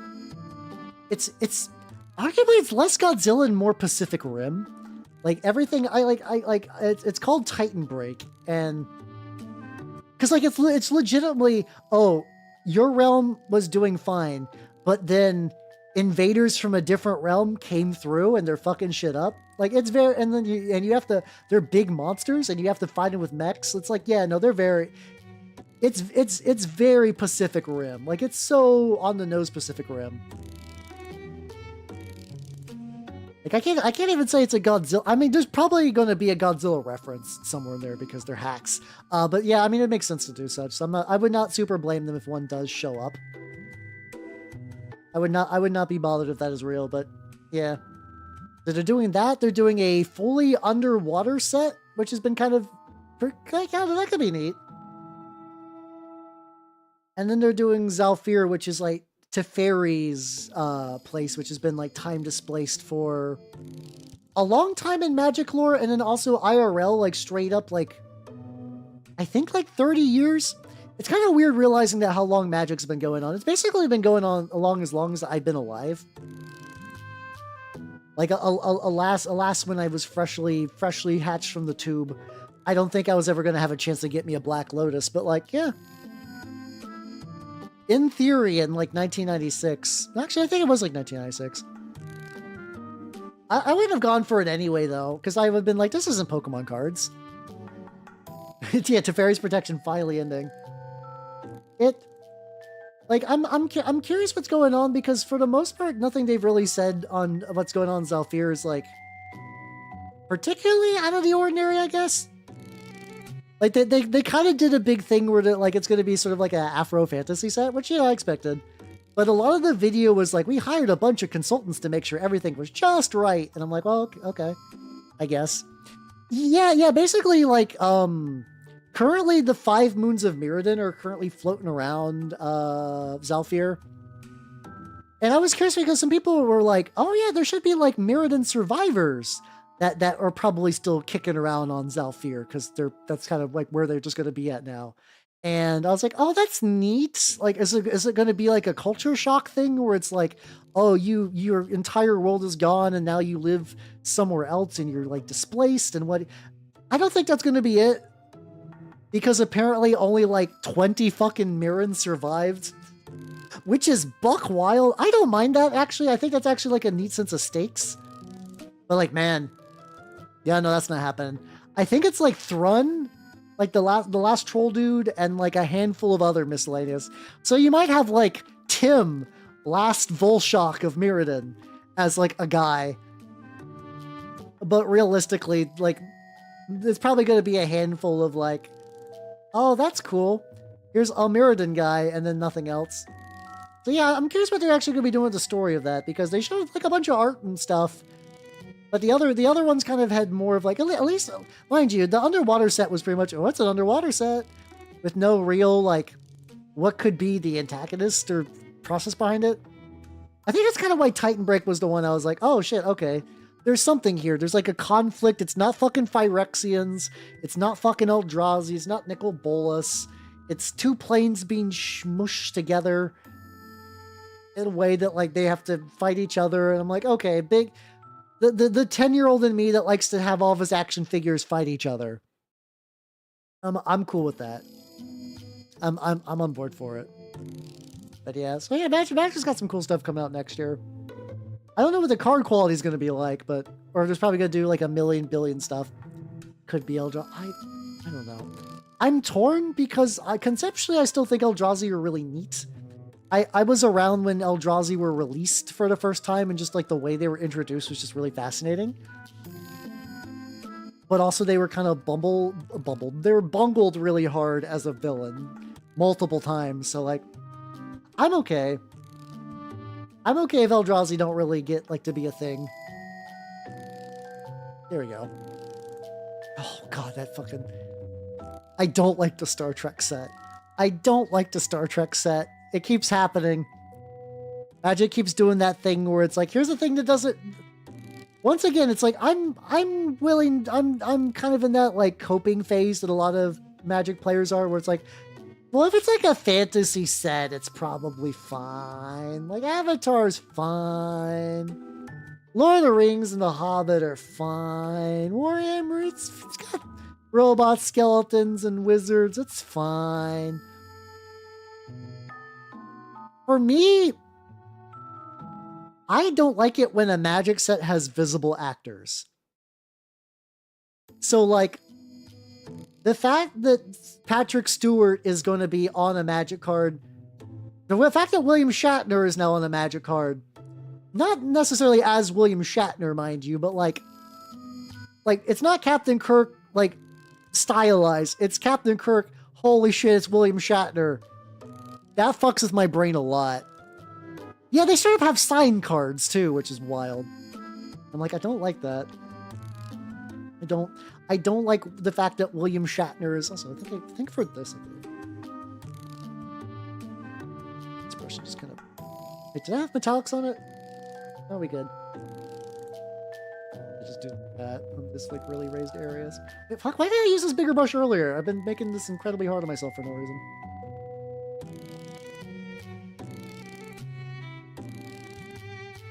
Splotchy ass metal bullshit, which is the style I want. So yeah, no, it feels weird. I'm gonna very likely skip out on the Star Trek set. I'm okay with. I'm okay with skipping out on it. Also, I keep getting recommended more and more videos for doing, like, making fun zine-style Magic bootlegs. And that's a stream that I think needs to happen. Oh, there is. There very much is a Magic Marvel set. It's happening right now, and in fact, there's going to be more. I think they've basically revealed that there's going to be 3 total. There's going to be this one, which is definitely, like, Avengers-themed. There's going to be a Cosmic one, like a Cosmic or Magic one. And then I think there's going to be potentially an X-Men one. That's sort of what I've heard. I don't know how, like, much evidence there is for any of that, but I believe it. Yeah, like, once again, like I'm kind of just like it's like, you got me, Wizards of the Coast. Sets are going to be released that aren't Magic IP. They're just going to be whatever now. And in that case, in that world that I have to live in, I'm okay with The Hobbit. It's got elves, it's got goblins, it's got dwarves, it's got swords, it's got magic. I'm fine. I'm fine with it. Yeah, I think if I didn't have my group, and even then, honestly, I feel like my magic has been waning. I've been showing up to less Magic nights because I don't feel it as much. And it's like, oh, that's a bummer because I do like hanging out with them, but the hangouts are for Magic, and I don't really want to Magic as much. Yeah, I wouldn't say it was ever used to be my only hobby. It's been the most consistent. I think out of all my tabletop stuff, because like trading card games, once you buy the cards, the barrier for like doing a thing is pretty low. Like there's, if you have Magic cards, you can pretty much play at any LGS during a Magic night. EDH has gotten big enough that like you don't even really need to search for those groups anymore. It's got the easiest like barrier to entry. Like I got cards, I can probably get a game wherever. It's even like a 40K game, you still gotta like, get some people together and whatnot. Strange con. Oh yeah, you can run Benedict Cumberbatch Tribal, which is buck wild. Yeah. Needs to stop and you'll be free. I mean, I've also mentioned to them like the idea of playing like one of them's like a big Lord of the Rings head. I was like, You know, if you think that the Middle Earth strategy battle game is really cool, and like I got a printer, so I could get you minis for that. I have some minis for that. Would you like to see my fellowship? And I think they basically said something to the degree of like, they all think like one of them was even starting to read Warhammer books. They just did the read of the Infinite, the Divine. They're like, how this is really cool. I'm like, yeah, but I think all of them are kind of in that like sunk cost thing, and they also like, they're both sunk cost, and they're the kind of people that like will listen to Magic podcasts and like Magic streamers, and like, I'll be fair, one of them is kind of like is also a content creator. They don't call themselves that. I'm doing this for a bit, where it's like at that point, like them leaving Magic is about like not that I like mini paint for cynical reasons, but it's like, it's one of those things like, yeah, no, it's a thing I do online. Mini painting's a thing I do online. If one day I was like, I'm no longer mini painting online, you guys are gonna be like, well, what the fuck are you gonna do, Hal? And that would be a good question, because I don't know. I could technically video games 3 days a week like a lot of other VTubers, and I don't think that would sit right with me. I don't think that would ever be like super duper great. But yeah, I figure these days I'll just play when I feel like playing, and that's probably just how it's gonna be. Maybe I'll do a full stop, like I'm taking a break. It's also tricky too, unfortunately, because like every time I take a break, that means I get a Wednesday off to like work on like YouTube videos and like building minis and like doing stream research and stuff like that. And it's like, oh, that's time I really don't get most of the time. That's like a really useful thing for me to have, is like a free Wednesday is unironically very, very powerful for myself. Get a little bit more of the darker red. Progress on the lad so far. He's looking pretty good. Need to get a little bit more in there. I don't want to do anything more in here. I think I'm going to do a dry brush on here real quick. So if I do a dry brush on here, then I can... like mowing the lawn. Yeah, I don't have a lawn anymore. I can't mow the lawn. I'm okay with that. I do not miss the lawn. Fuck the lawn.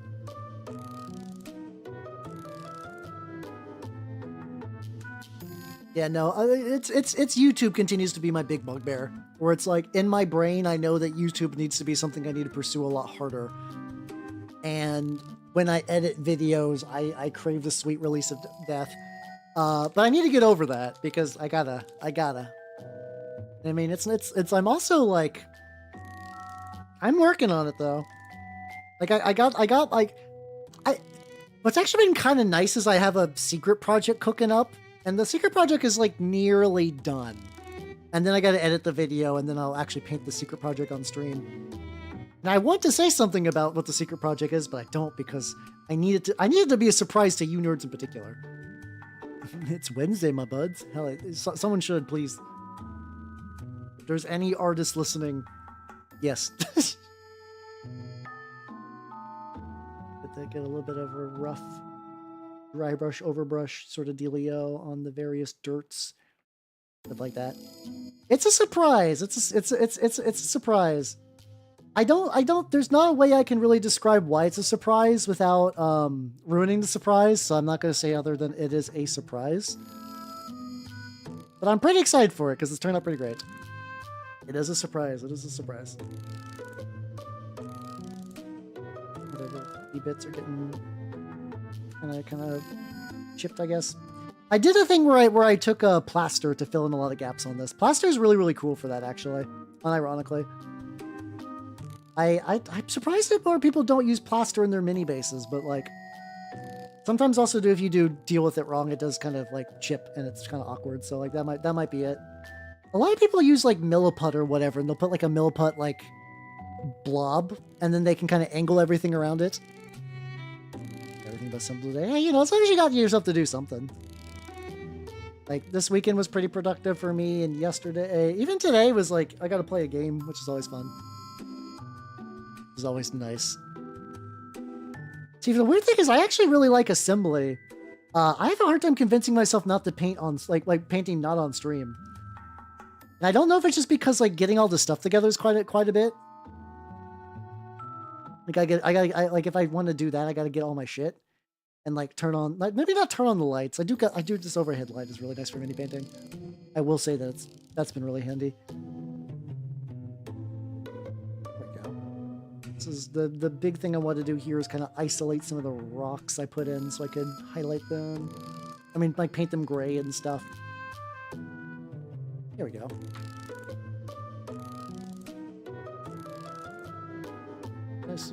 And take a big ass drink. How are we doing on time? Ooh, excellent. Quick status check.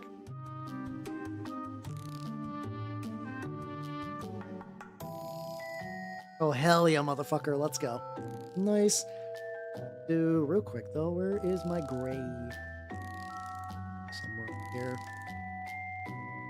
Perfect. Oh, that's true. Yeah, it's kind of like to put it in a to put it in a example of like a lot of times when I'm building models, I'll cut out all the pieces first and then sand them and then build them instead of doing it like one step at a time. Yeah, I'm a very casual Jimothy enjoyer, but I there's like I found the STL for him that I want to print at some point. I don't know when the fuck I'm gonna paint his ass, but it'll be for context. Because this is something that I've realized that, like, sometimes things just don't escape the internet into IRL. In Seattle, I believe, there is a raccoon that is named Jimothy. He is, he's a raccoon with a birth defect that gives him a very, very short spine. So he's got like, round Kirby build. But like, even, like, local, like, vets and stuff are like, well, he's definitely got, like, a spine defect, but he's, like, moving around pretty good, so he's taking it well. And, I'm like, oh, hell yeah, let's go. I love me a little freak. I love me a little freak, and Jimothy is just like, you know, he does regular-ass raccoon activities, but in a weird, more goblin-like stance, which I greatly enjoy. Yeah, he's very cube. But yeah, I got okay, I don't got the STL yet. You saw him? Oh, fuck yeah, let's go. How the fuck did you see him? Oh, online. Okay, I was like, what the fuck are you doing in Seattle? Not that you're allowed to go to Seattle. I was just confused. Yeah, maybe I'll try to, for whenever I do the chaplain, I could try to maybe print out Jimothy and see if I can just paint him alongside. You know, I could... Actually, hold on. Hold on, I have an idea. I have a dumb idea, hold on. I need to see something real quick.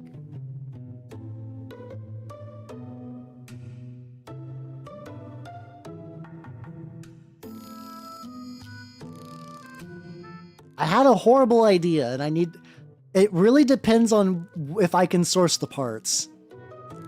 Okay. How you doing, Benny? How you doing? I'm about to see if I can inflict a terrible idea upon everyone. So what? Jimothy, but Jokeiro.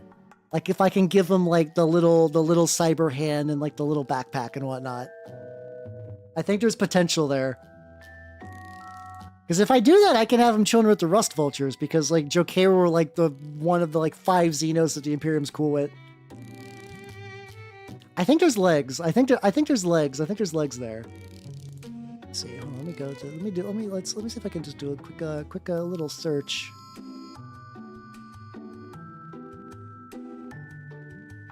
Oh, okay. There are pieces that I could use for Jokeiro online.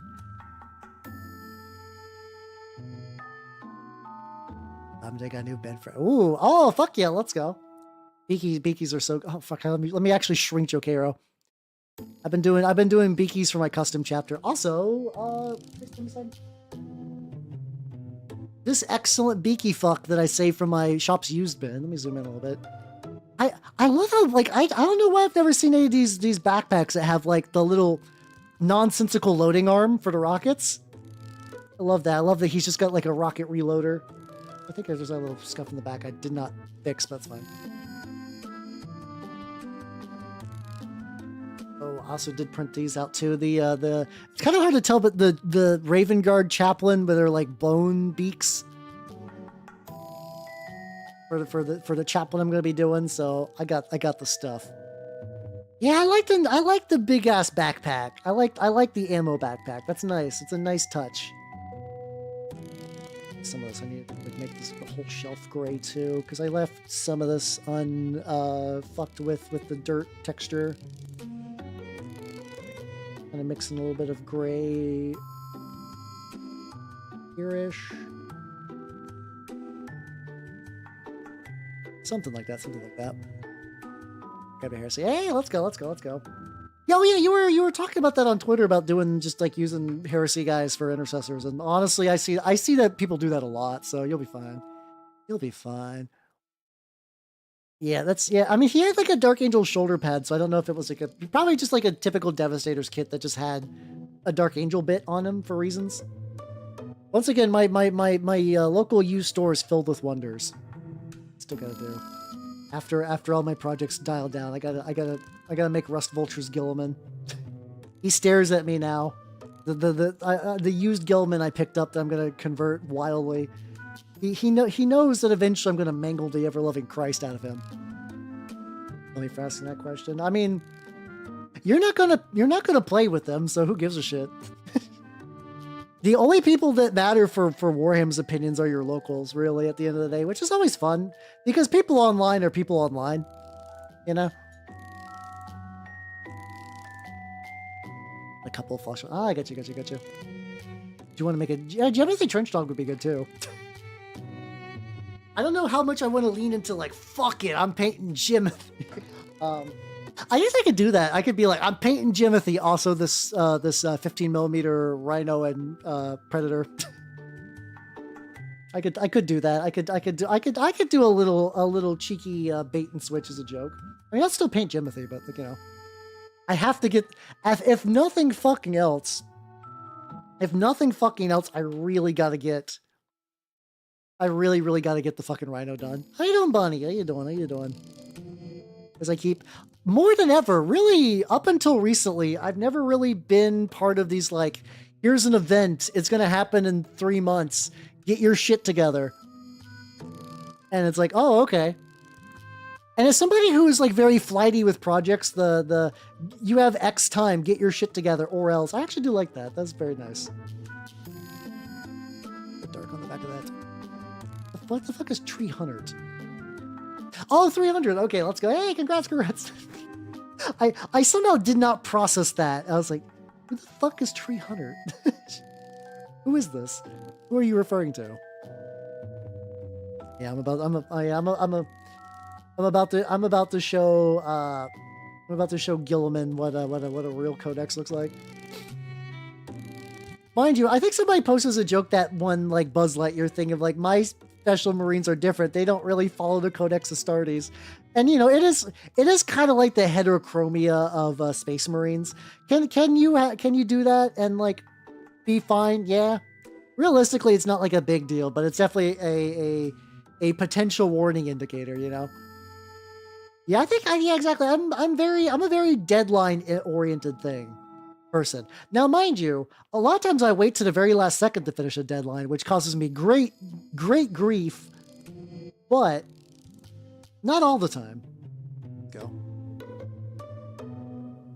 So let's get a little bit of black on the face.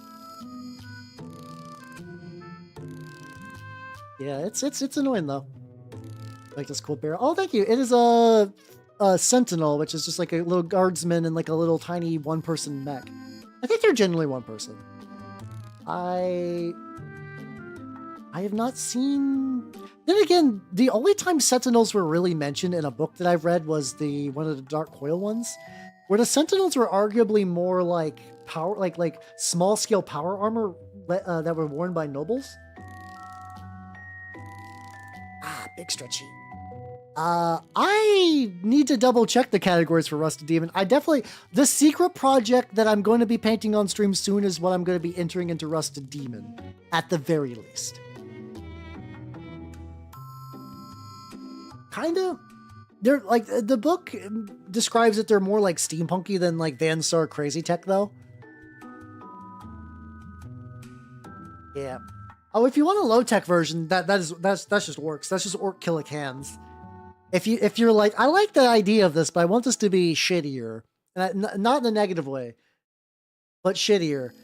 You want the orc version.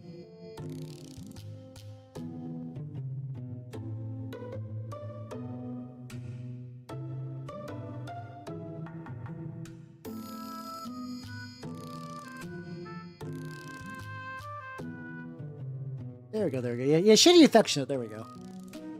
To be shittier positive minded. This is cool. No, totally understandable. Like here, I'll show you what a kill. Oh fuck, we got ad break coming up. Oh, I'll find. It's okay. This is good. Let me get this little bit, and then I'm gonna look up what a kill can. I'll show you a picture of a kill can right after this. There we go. All right, BRB in like 3 minutes. Wow.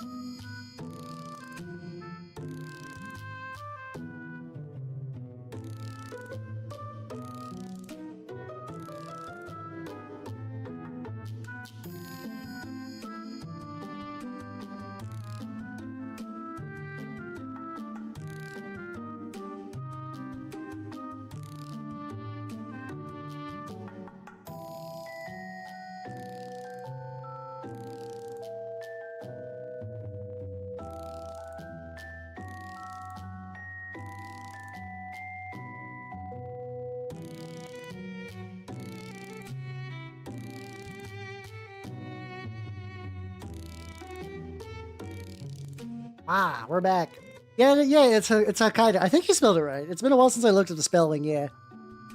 Yeah, to be fair, I was recommended to me by Ratman, and it is very much a hell thing, and I enjoyed the fuck out of it. And I need to look at a bunch of other similar movies made by the same guy, like Zayram and Common Rider J and Zoe both are like short Common Rider movies with a lot of body horror, which I'm like, I can dig it. It's also, I know that like OCD Media OCD Place has Common Rider Amazon for like $30, and that's also really tempting. I haven't picked it up because I'm trying to cut back on my dumb spending because I shouldn't spend as dumbly as I usually do. But it also seems like it's pretty legit as well. Oh, tomorrow's movie is Black Hole, the Disney Star Wars ripoff thing. That's been locked in for a bit. That's absolutely going to be real. Put a highlighty on that. So yeah. The tricky thing is, like, I've shied away from showing movies that are not in English, just because I know a lot of times movie night's like second modern material for some people. So yeah, if it's I've heard it's supposedly like Disney was like trying to get like Star Wars money back when, like, you know, Star Wars was like a George Lucas thing and not like Disney owned the brand. So it seems like it's going to be. I've heard it's fun, so I'm reasonably excited about that. Because previously we watched Battle from Beyond the Stars, which I think still might be my first Roger Corman movie, and it was like reasonably pretty well.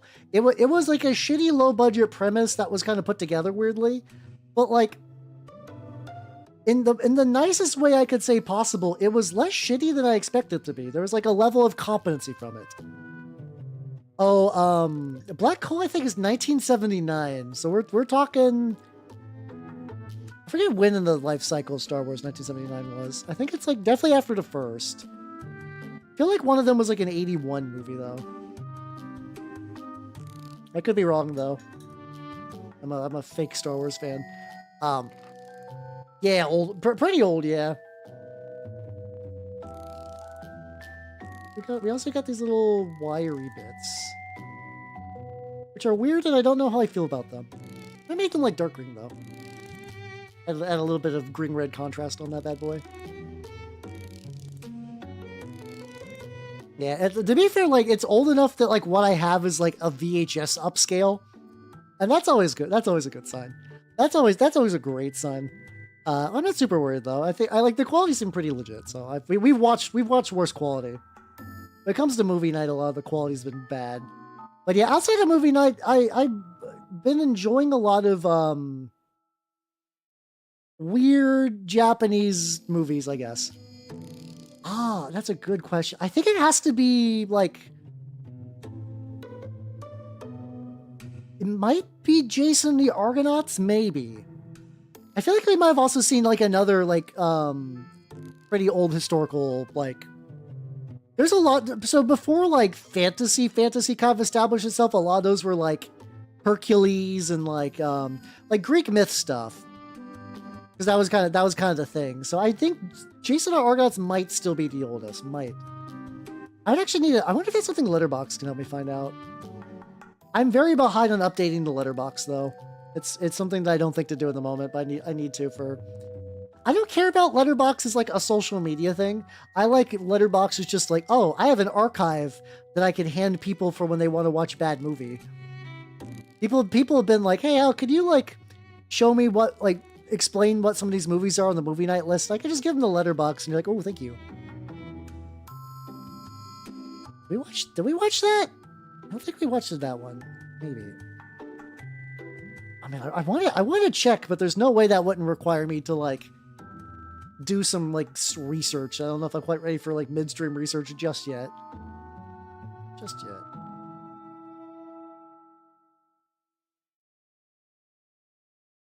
That's some. Oh yeah, there's a ton of those. Like ones we haven't seen, but like the longer movie night goes on, the more I'm willing to kind of like rope sci-fi into movie night acceptance.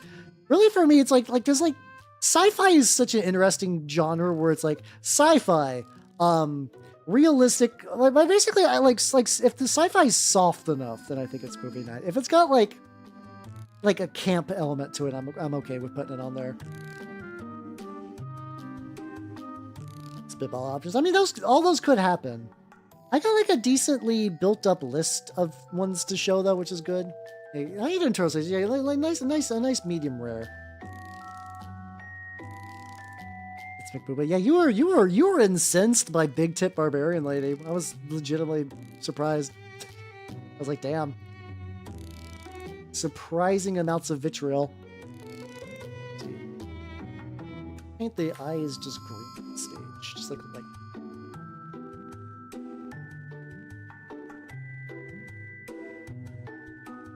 yep. We watched the Mario Brothers, which I unironically really liked. I unironically really liked the Mario Brothers movie. I feel betrayed. Mind you, I think the opinion over the years, people were like, this movie is a bad Mario movie. And like, objectively it is. I cannot disagree that the Super Mario Bros. Movie is a bad Mario movie. They're not wrong. But for me, I don't care. Because it's like underground, like cyberpunk dinosaur evolution themed body horror nonsense featuring two Italians, which is buck wild. It's so good. It's such an amazing idea that I've never like no one's doing that shit. The idea of like a cyberpunk underground dinosaur society is not an idea that sane people do. But they made it work. I think it was another one of those movies where it's like, oh, this was not a Mario movie, and then it kind of got grandfathered as one. I'm okay with that. Because I don't know how else you could have got an idea like that greenlit unless you're like, what if Yoshi's in there? And I'm like, oh yeah. Do what you gotta do. Yeah, exactly. And like, once again, I can understand why people are like, oh, the new Chris Pratt Mario. He does the Bing Bing and the Wahoo. It's a better movie for that. And like, fair. I don't agree, but that's not like an unreasonable stance for you to take, you know? If somebody's like, I like the newer Mario animated movies because they feel like Mario things. The weirdo Artur in me wants to shit talk him, but honestly, I get it. I understand. Those movies are made for people who like Mario as like an IP. And I like Mario as an IP, but I like weird shit far more, so that definitely won out in the end. I've never watched any of them. I have not watched any of the new Mario movies. I really don't have any strong desire to be fair, though. Because, like, I cannot possibly imagine what they would do for me. You know what's a really weird thing I keep hearing? I keep hearing from people that I trust that the new Minions movie is surprisingly good. I keep hearing from multiple people of that, like, I trust your opinions on a lot of things. They're kind of basically doing it like a, apparently it's supposed to be like a pretty good, like, kind of like nod to a lot of classic movies. Which is strange to think that's coming from a Minions thing, but who knows? Maybe they got to that point where it's like, okay, they're like, people will buy anything with Minions. Like Minions, you know, you just got the guys who go, whoa. I assume that's how Minions work. They whoa, Bob. So they're like, okay, we no longer have to do the basic things to get butts in the seats. People are going to watch a Minion movie regardless. What if we had fun? Like, what if we tried? What if we did a neat thing? Because we don't have to worry about like, oh no, people were expecting the Minions to be bad anyway. I think that'd be neat, you know? Jack Black's voice? Really? That feels strange to me, and I don't know why I can articulate that.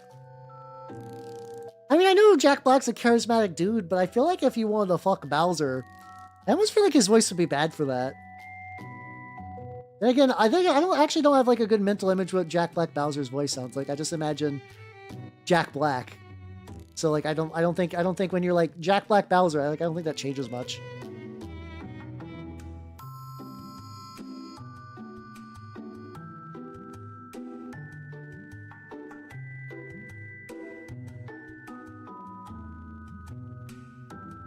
Gotta figure out what it's like. These little nubbins on the sides are not particularly great, so I gotta figure a way to do stuff with that.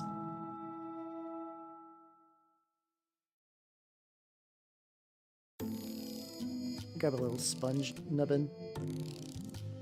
The thing I really like is I got all the sponge material. I can fuck with some stuff. Tiger. So, like a little bit in there.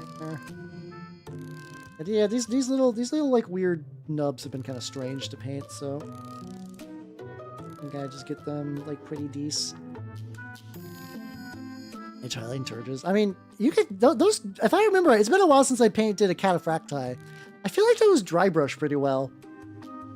You might just be able to dry brush the turges and be totally fine. So like you could probably do worse.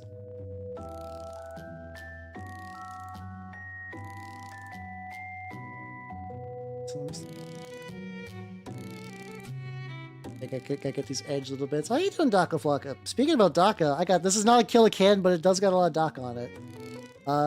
Honestly, in the rules, it's only got a single auto gun, but I gave it 2 on the model because, you know,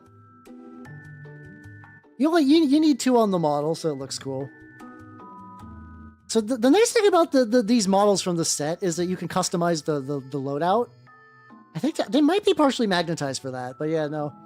If you wanted to, there was like a stubbier cannon, I think some claw arms. How you doing, Sola? How you doing? Oh no, this is very much guard sentinel, but yeah, to be fair, this could probably fit fine in maybe if you like took off the spikes. It might feel more like a lancer. Ah, fuck. Did I get anything bad on there? No, we good. He do a little oopsie doodle.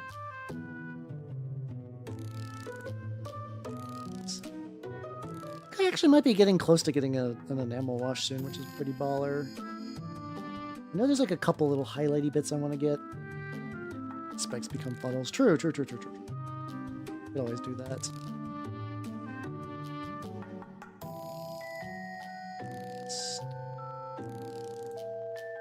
There we go. Yeah, that's really, if you really, you could justify basically any sort of like mech thing in Lancer. You'd probably be fine.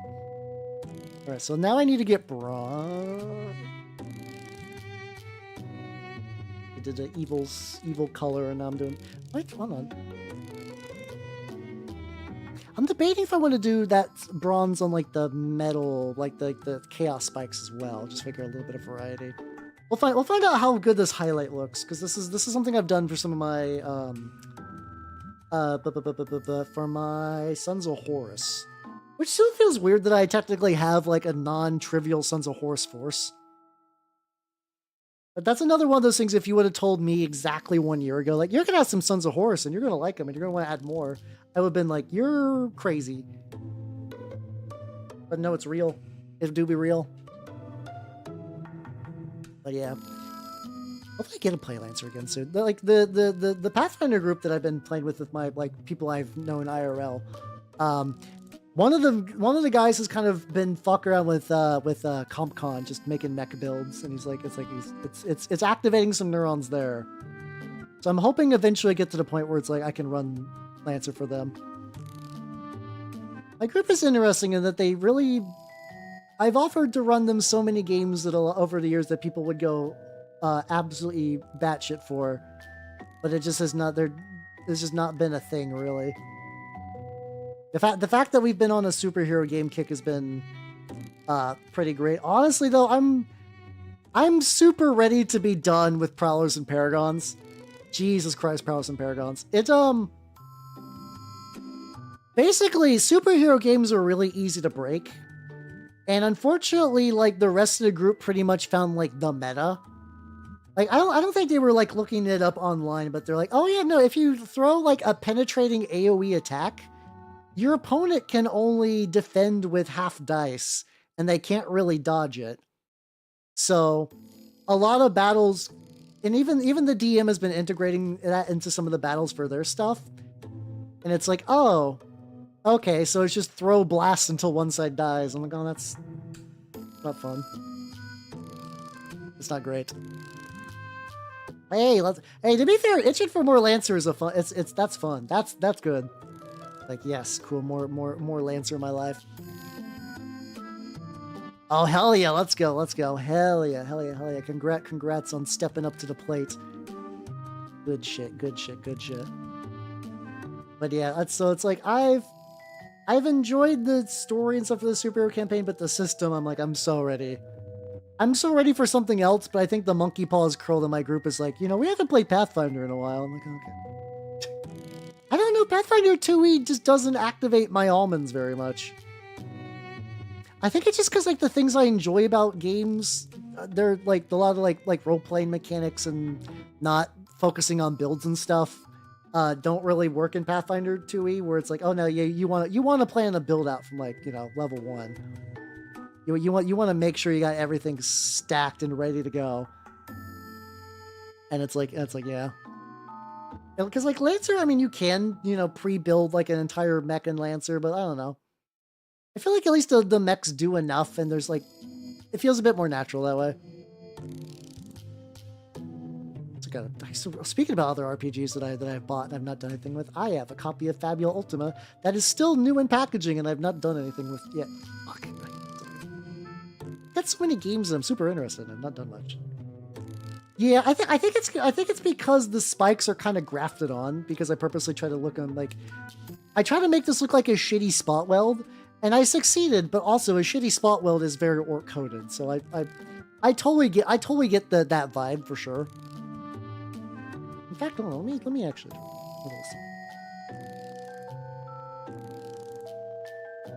I think if I like hit that up with like a little bit of, if I hit this up with like a little bit of this bronze, I think it does make it look.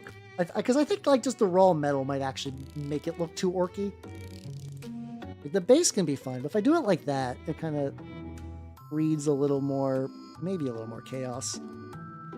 Maybe. I could be coping, but at least it doesn't look bad. I'll take it. Hey, let's go. Every now and then I've been looking at like Facebook Marketplace for a CRT. Because, during MagFest, Bloom got my ass a whole ass DVD VCR player, and I'm like, oh fuck. And I got some VHS tapes. That'd be fun to watch. But it's like I always see the prices. I'm like, I don't know. I don't know if this is a price point, because but also like I'll see. Hold on, there's a good example. There's a VTuber named, oh yeah, Luika. I've rated her like once or twice before. She was playing Superman 64 last time we rated. Let me pick this up. I'll show you. She's got like one of those like CRT carts, which there is something about those that like activates my almonds real good. Yeah, I can show you. Get up. Actually, really, really close to being done too, which is sick. By done, I mean glue them to a base and then prime them and then enamel wash them and shit. The usual. Panel's not super great as I would like. That's fine. Oh yeah, I didn't actually do any of the highlights around the gun bits. Right, let me show you the carts. I think they look neat. There's something about that just like activates like my like, oh okay, this is cool. I like this.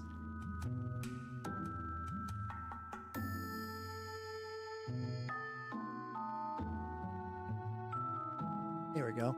Yeah. Oh god, this is big. Yeah, but like something like this, I think is kind of neat. I like the idea of like keeping all of that, like maybe like yeah, like CRT at top, maybe put my VCR and then a console on top of that, and then maybe a console. I got like a Nintendo 64 and like a PS1s and stuff, and just put that on a nice little stack. But it's like, oh, I gotta find a good cart, and then I gotta find a good CRT, and it's like it's nice. It's like one of those things that it's like. It's a very nostalgic setup. But like I look at it and I just think like it's a very nice looking. This is no dig at Rurika's setup, by the way. Her setup is really good and I like it. It's more like a personal thing for me, where it's like when I think about like, like the money that would go into that while improving the quality of my life would actually be pretty low. Where it's like, I don't need that setup. I really don't. And like, if I had like way more money to blow on bullshit, I know it sounds funny, guy who does Warhammer stuff, talking about not having enough money to blow on bullshit. But honestly, a lot of my mini stuff is pretty like budget friendly because I buy used and 3D print a lot. So like it's actually less of a crazy financial drain than you would normally think anyway. Yeah, and then you can also do some stuff with like, I need to set this up, Jellyfin. It's effectively you take like a PC and you kind of set it up as like a media server and stuff like that. And you can actually do stuff where you can set up like channels straight up. Like you could just straight up watch, like you could kind of just do like, oh, you could basically DIY Toonami or Adult Swim with a Jellyfin setup, which I think is kind of neat. I don't know if I quite need that. Every time I like look into setting up that, I'm like, you know, I could also just hook up a PC to my TV and then just use a little portable hard drive and just do that. And realistically, like, cause like you could use Jellyfin to like, technically you can set it up so like you could be on the go and stream your media from like your computer to like, you know, a phone or something like that when you're out and about. That requires a bit of additional setup, like something that wouldn't be like impossible to do, but I'm like, I don't need that. There's very rarely times where I'm like not near my setup, but also wanting to watch anime. But no, wow. No, yeah, you could legitimately do a lot with stuff these days. Like I said, we live in an era where like a lot of institutions and things that we used to like have failed us, but it's actually like incredibly easy to like recreate a lot of that. There's straight up like there's like Raspberry Pi setups you can use for that too, even. Like I think you could just buy a Raspberry Pi and rig it up to just like do a randomized TV channel. The funny thing I was thinking about that, it's like I don't think I actually really care about having a customizable TV channel. What I realized is that the other day is I found a Blu-ray of MXC that I was like, that's the kind of thing that I would like just to like, if I just need to like waste time and have on. I think that was because like growing up, I used to watch a lot of MXC and just kind of do it that way where it's just like, yeah, I'm just watching MXC. Just why? Just because I can. Because it's funny. Yeah, you can, hold on.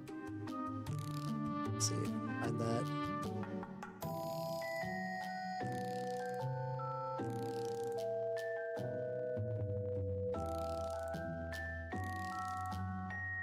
The sale is really good too.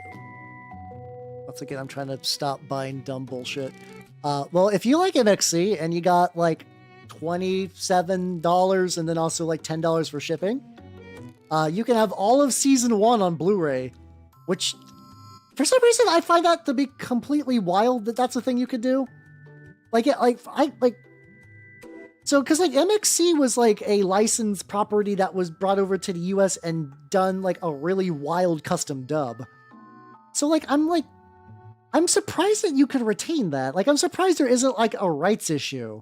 Like, if you would have told me growing up that MXC would be lost media because of a rights dispute, I would have been like, yeah, no, that makes total sense, you know? But it's not. And you can buy it new on Blu-ray. Is bananas, you know? My toast like a big fishy tarp. I know it's not tuna, but I can't believe it's. I've never been good at quoting MXC, but that show good. For people who've not seen it, it's just like, it's effectively like a Japanese game show that is like incredibly like lethal is kind of the word for it, but like no one's getting like murdered or like it's a real game show. But it's like, there'll be like a spinning platform and they'll dub it and this guy will be like, French fries. And he'll just like, they'll be like, oh, it's Pierre Baba Ganoush. He's come from his small town to show off his family's French fry business, which is totally untrue. They just add that in the dub. And then you just watch him go on a spinny platform in front of like a dirty lake. And then he'll jump, eat shit, like not only like miss the platform, but the platform will like hit him in the gut. And he'll just fly into the water and just immediately just go out. And then they'll just cut back to him later with like a reporter and he'll just be soaking. He's like, well, I did my best. And it's like, damn, okay. Yeah, Takeshi's Castle. Yeah. It's Takeshi's Castle with humor dubbing. Like kind of like a Ghost Story style dub. It is very Spike TV, but like, I feel like out of all, because like, I know a lot of things on Spike TV and probably would not fly today. I grew up watching The Man Show, and I don't think I ever like get like nostalgic for The Man Show, but that is a very like 2000s era project if I've ever seen one. But yeah, MXC I think still holds up. I have to imagine MXC still slaps. I say that. If somebody who did not grow up with it watches it and they're like, I don't get it, I guess I would not blame you, but hit the sides quick for this. Hey, how you doing, Never Perry? How you doing? How you doing? Yeah, it's a classic.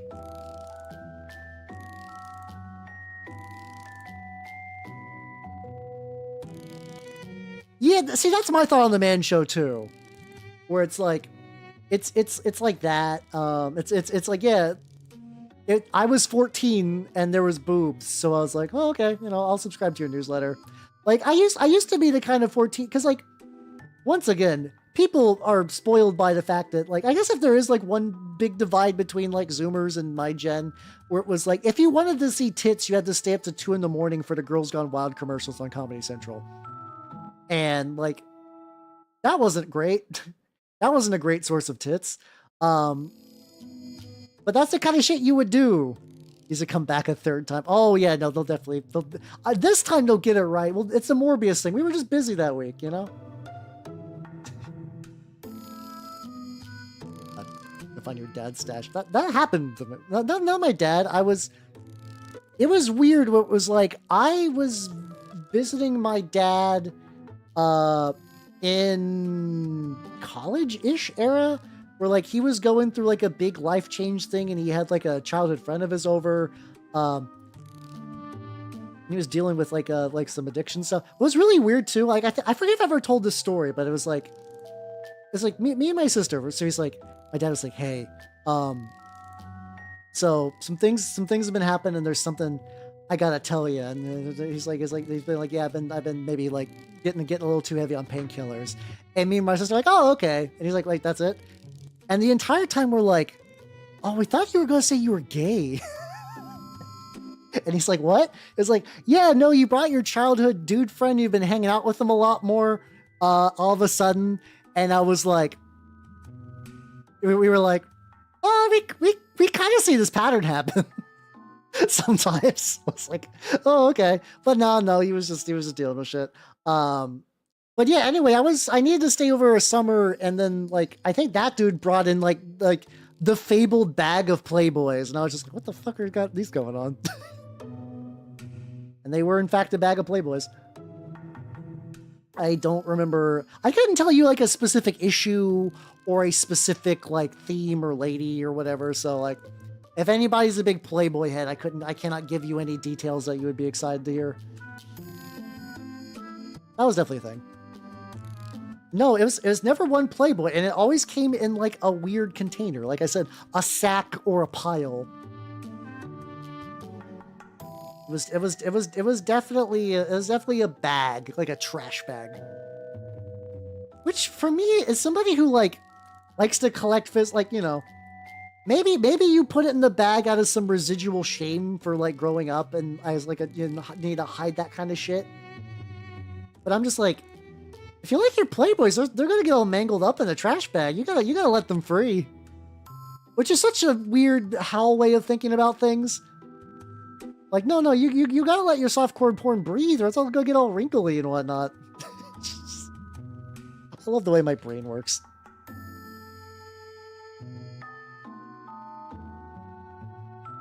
Okay, just not as clean as I would like. But yeah, no, there was that. I think I was too late for woods porn though. Because that's always something I heard growing up, and like a lot of people said that story that like, if you live by the woods, sometimes there would just be like, like a teenager would just like have a stash of Playboys in the woods because that was like outside their house. Like no one was gonna go into the woods to grab their Playboy, so that was like a safe space. That might be true with the open house. Like, I don't know. I might like there might have been penthouses mixed in. I would never know. Like, I don't think I would have processed at the time. Like, I mean, they were different, but I don't think I would have been like, oh, he's got 8 Playboys and 2 penthouse. Wow, what the ratio?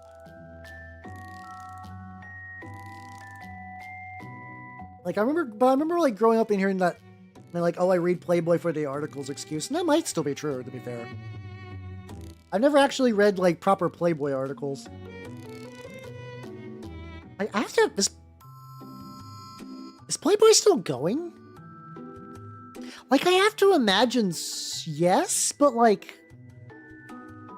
adding a little bit of this like Dirty Rust from the... This is basically like an army painter kind of version of Typhus Corrosion, but less... Typhus Corrosion's kind of got this like weird green to it. This is more brown, I guess. I'm actually legitimately curious. Because I know they've done like... They did like Playboy Channel stuff, which was just like softcore Skinamax kind of bullshit. Oh yeah, I guess Hugh Hefner's dead. When did he die? I legitimately have no idea when Hugh Hefner died. Not that it's like, oh, the world lost a good one that day when Hugh Hefner finally went to the heavens partly. What am I doing? What am I doing with this accent? It was like, oh, okay. Even if when I tried to replicate the accent, I was like, I'm doing a bad Brooklyn accent. But then even both times, different accents in the attempt to recreate the accent. It'd be like that, I guess. If it'd be somewhere like a Maxim, I could see that. I guess Maxim, I don't know. It's like one of those things that like, conceptually magazines are in a weird spot for me. Magazines are dead. But also, I've bought more magazines in 2026 than I've done in many years, just because that's like, a lot of people are doing like little independent, like war game zines and stuff like that, which are really cool. Like I got some issues of Glaive, which are really neat. I got that like, there's like a Death in Plastic one that I don't think has like a physical yet, but I still need to read. That kind of stuff is cool. So I do like how this spreads. Like if you spread it pretty well. I do Nevermore Painting. Welcome, everybody. Welcome, welcome, welcome. If you do not know me, I'm Halbernut, the Mimic Elf, miniature painting VTuber of the Nurgle and Skaven variety. What were you working on? I am working on a Trader Sentinel, which is turning out pretty good. Do I want to hit this guy with the same rust effect? Actually going pretty well. I might as well. I don't need to go as heavy, I guess. I could go pretty light. But yeah. If you do not know me, I'm Halbernut, the Mimic Elf, miniature painting VTuber of the Nurgle and Skaven variety. Oh hell yeah, you're doing Napoleonics. Hell yeah, let's go. That kind of historical era is like an area that I am not super experienced with, but seems very neat. Hell yeah. I do more turnip. I guess turnip is about the closest I get to proper Napoleonics, and even then that's a real fucking stretch. But hell yeah, let's go. There's death by knowledge now. Oh, I feel like with Hugh Hefner, there was always I always just kind of heard vague things that he was kind of a weirdo creep, but like, I don't know how much of it is just because he was an old pervy man. And it's like, that's not necessarily a crime. Also, Nevermore Painting, thank you for the follow and welcome to the workshop. Like maybe he's done some bad shit. I would not be surprised, but like I don't know. I don't have any concrete things to point to. Farmer's in a box nearby. Hey, let's go. I play a lot of turnip. It's been a bit though. It's been a bit since I've done turnip, but like I do quite a bit. Also, Lord Sisyphus, thank you for the follow and welcome to the workshop. Welcome. How you doing? Yeah. Oh, woman was I hate to break the news, but I am a dude. I'm sorry. This happens a lot. I'm a very pretty man, so I get the confusion. What's like, whoops. I don't know. The turnip event for Under the Dice Fest, I have no idea. I just was told that like by a friend of mine, like, hey, you should check into that when you can. But yeah, that's right. Okay, you're a good sport about it. Let's go. It's still oh yeah, Mimic Mode. Let's go Mimic Mode then. Ah, fuck. There we go. I still laugh that there was this guy, he only said one word, like one phrase. It was just like this guy in Arabic just called me like Green Princess, and that's just been the funniest shit ever. Adrian. Oh nice, hell yeah. I'm going for the very first time with I think 2 friends now. I was originally just gonna be me and one guy. But it looks like we're bringing in a second for, like, someone's going to be driving the van. It was funny because, like, he was like, hey, do you mind that I'm, like, one of those people that when I drive, I'm, like, a psychopath? And I'm like, oh, that's fun. Because what's really fun for me is that, like, I don't mind psychopath drivers if I'm in the same vehicle, because usually they're fine. Like, I mean, for me. They're bad for other people and in general, and I don't really condone that behavior. But a lot of times I just like, I'll just take a nap. I'll just take a nap, and then I don't have to deal with the like blasting through everything. So yeah, it's pretty great. Basically like dry brushing rust on this thing, and I think it kind of looks pretty good. Yeah, I don't have a roll command. It'd be like that sometimes. In the belly rust area. I just want enough to like lightly tint it brown, but the big thing is that this has like a very faint texture, so the more I can kind of transfer that texture over there. Yeah, no, like legitimately, yeah. But also like, I'm big on sleep traveling. I love sleeping on airplanes. I love, I would love to sleep on a train, but you can't really do that on a train. Not that you couldn't. Like trains are very cozy, but for me the issue is like all my train rides are only typically like a couple hours. So I don't want to like wake up somewhere else. How's it going, DK? Welcome everybody. Welcome. I imagine you're Power Whirling, right? Oh, Hell Maiden. I'm not familiar with that. How's it going, Untitled? And how you doing? I believe that's also Wayne. Welcome everybody. Welcome. If you do not know me, I'm Hobbernaut the Mimic Elf, miniature painting Vtuber of the Nurglin's game, right? Also, how you doing, Z3? So, what I'm doing is I am currently painting a Trader Sentinel for the Lost and the Damned. I'm going to, if anybody knows an event called Under the Dice Fest, I'm going to be going to that, and I said I would do a 3rd edition 40k thing. Oh, thank you. All this really is, straight up, dark rust from Warpaint Fanatic, and you take a really shitty brush. I like these disposable ones. I liked all those words you said, funny one-eyed man. Let me look that up for later. That sounds like fun. Let's see, Hell Maiden. Yeah, let me get that pulled up for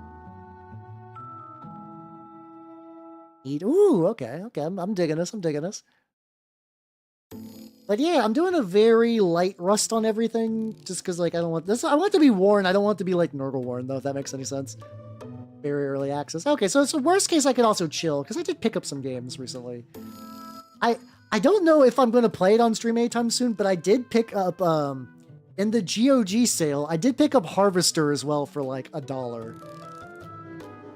And I don't know much about Harvester other than it's a trip, but I'm like, oh yeah, that could be fun.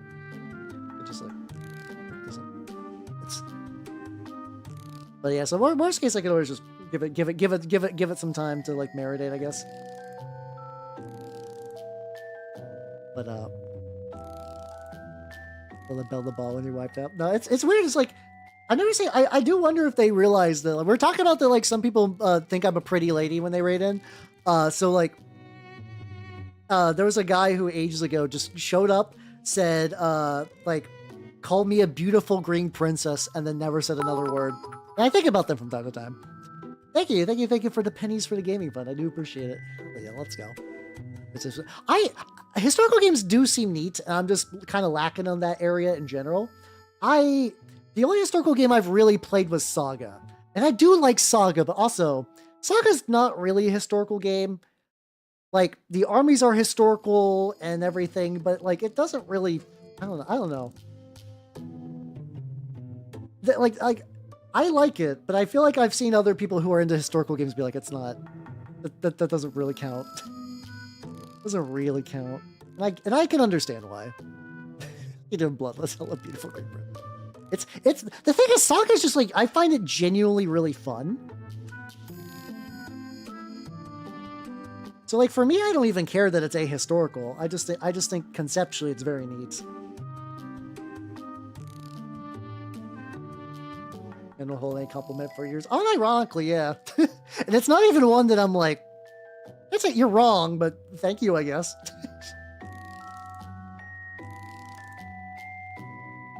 There's something I do like about this compared to like Typhus. I guess you could technically dry brush on Typhus Corrosion, but I think the viscosity of that's never been quite right. Currently just rubbing a little bit that on just to add like a little bit of grain, kind of dull this down a little. I am going to be using an enamel wash, probably in a bit. I've heard good things about Pillage. What's another one? Silver Bayonet's not really historical, but I also think that one's pretty cool. Some other ones that could be kind of nice.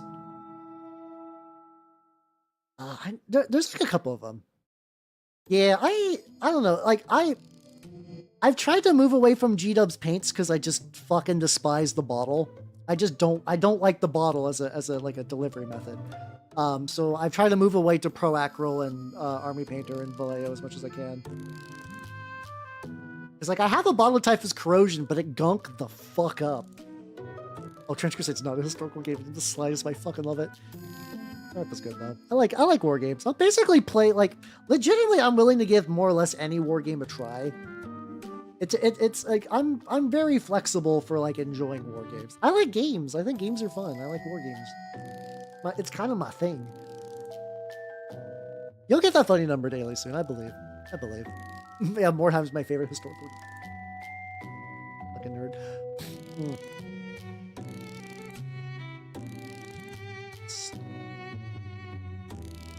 This is kind of nice, actually. Let's see, hold on. Weird. I got a message from my box for my fucking. I'm getting one of those like Jukoki like game container things, like those carrying cases. And I got a pop-up saying I need to get a FedEx account. What song? It should show in the bottom left. We're pretty much going through and doing all the Neil Cicierega Mouth album. Every couple of days, every couple of weeks, I have to do the entirety of the Mouth album. You gotta. Oh, what a song! Okay. Oh, my bad. I totally misinterpreted the A's into like what song. Yeah, no, the entire Mouth album is super good. Weirdly enough, I feel like the dry brushing of the rust on this has been pretty good.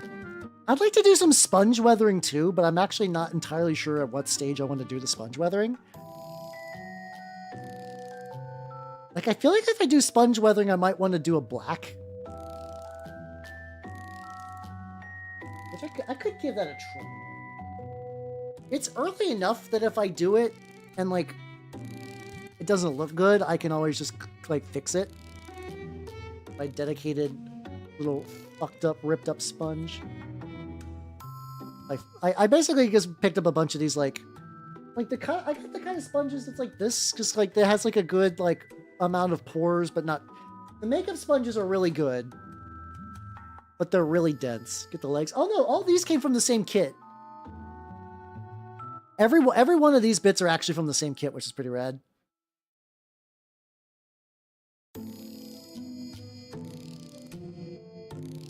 I think the winning move. This is also something I need to test for the Rust Vultures, because I've rusted the vehicles, but I've never actually really done much on them. And I think the plan is going to be like maybe do like a black. Oh yeah, hold on. I had it pulled up. Do I still got it pulled up? Yes, this lad. This excellent lad. Oh god, they're going for $20. I picked up the Kickstarter for this ages ago, back when it was like $60 for a bunch of mechs.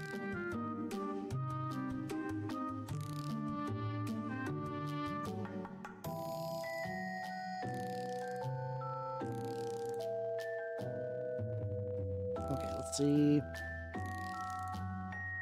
zoom in a little bit.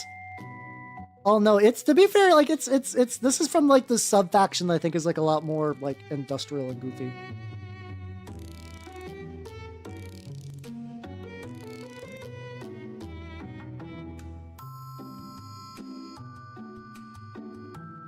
Okay, some of these are coming out kind of blotchier than others.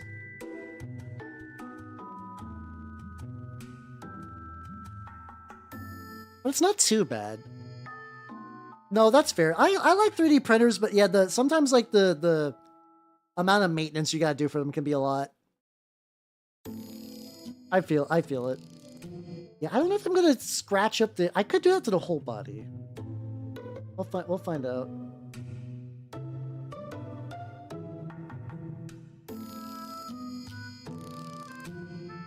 Big thing is I gotta track first. I don't make the black too rough.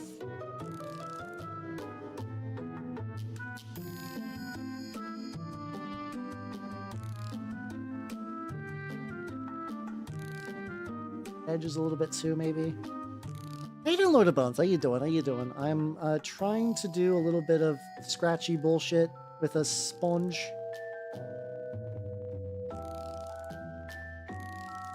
And it seems like so far it's going pretty good. I think that the black is the color for this. It's going to look good. And then later I can go back in and then hit that up with maybe a metal after I do the enamel wash, because I think that's going to get the best. Oh, fuck, that's too.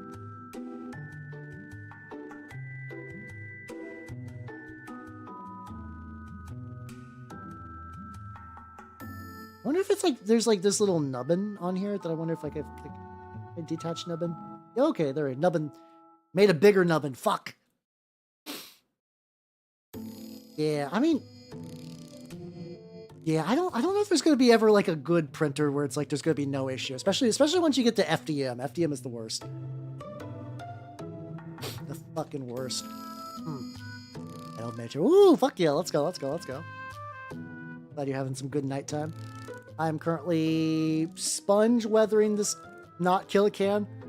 My guard Sentinel. I think also probably doesn't help in hindsight is it like it is because it is red. A lot of orc vehicles are red. I can understand.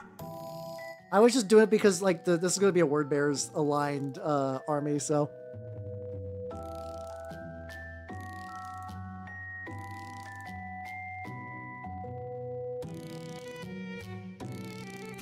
There we go. And then, oh, big-ish better.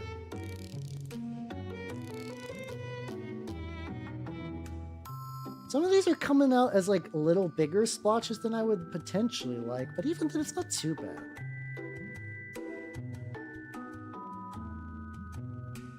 I think even the bigger splotches I can kind of just like eventually rust up later.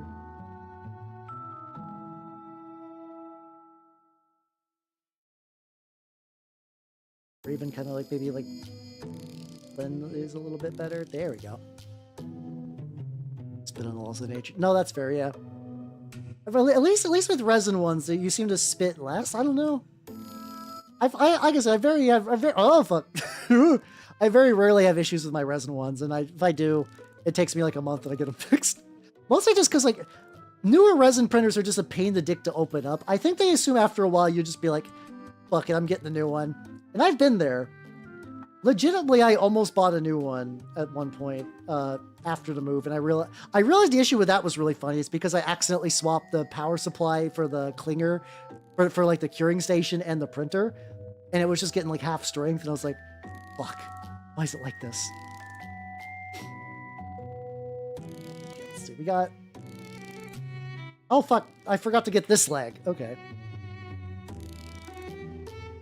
There we go. Oh, yeah, because like resin printers are basically like, poison, beautiful art. It's just funny how that works out. Where it's like, yeah, it's toxic at every stage of the procedure, but you end up with like a really cool thing. So as long as you're careful at the end, it's not that bad. We got this, and I got some black on here. Any other like little black bits I want to like?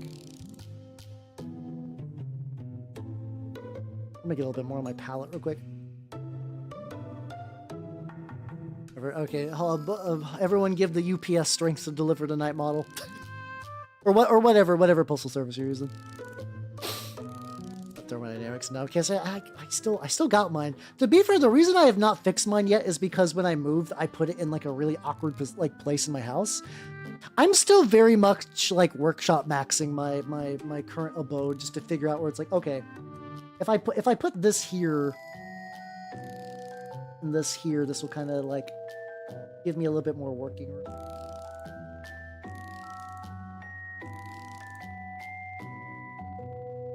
I'm trying to extend this like little area.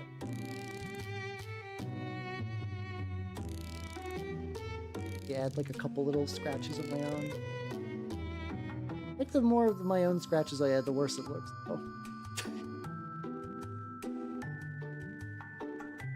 Yeah, like these ones up top are almost too thick. Maybe if I go in with the red and kind of like roll tail them a little bit.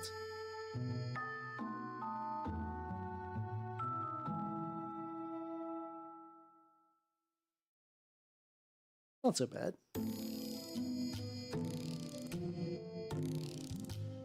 Or directly on there.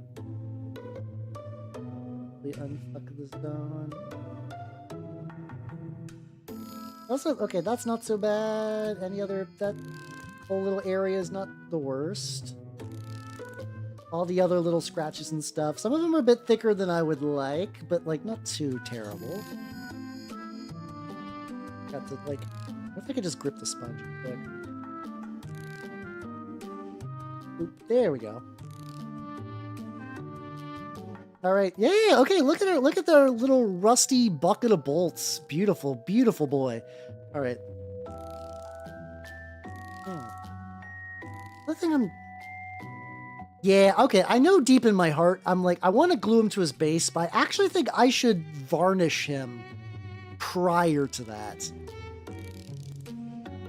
I think that would be the way to go. Give him a good varnish, and then wait for that to dry.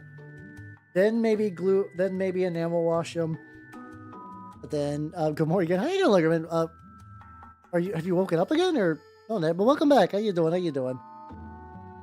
I'm working on Big Lad.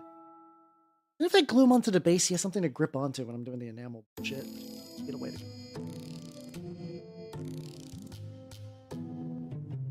Super torn. Yeah, fuck it. That's a way to go. All right. Let me get my fucking baking soda because I'm gonna need it for this. How you doing, Gids? How you doing? How you doing? Oh, sorry, Gid. Why I say Gids? Gids works, I think, though. I think that works. Where's it driving? Oh, fuck. Yeah, definitely. If you're doing a big drive, definitely see if you can get some rest if you can. Get some baking soda bullshit.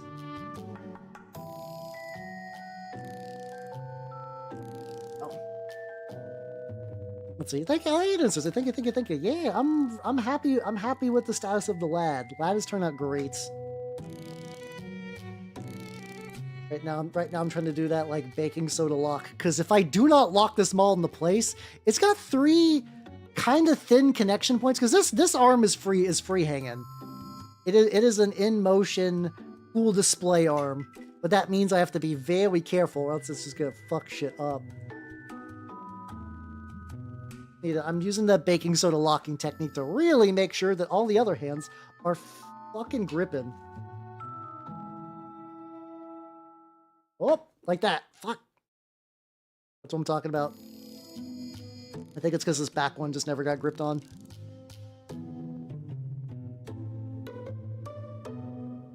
Big old fucking blobus of glue. I don't care. There we go. There we go.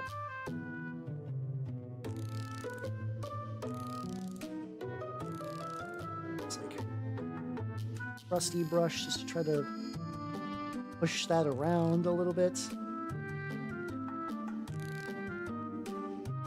I'm probably gonna like overly super duper crust up this glue thing, but it's a little disposable thing of glue. I don't mind. Ooh, fuck yeah! Let's go. Delivery will be real.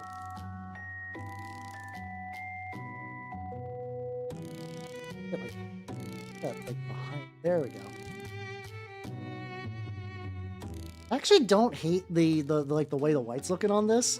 It will not stay. This is definitely not a permanent color. There's so much glue in this thing. I'm like smelling it. I'm like, oh, that's a lot of glue. I have to be absolutely fucking certain that this thing can handle transport. And if I have to make the glue thick for that to happen, so be it.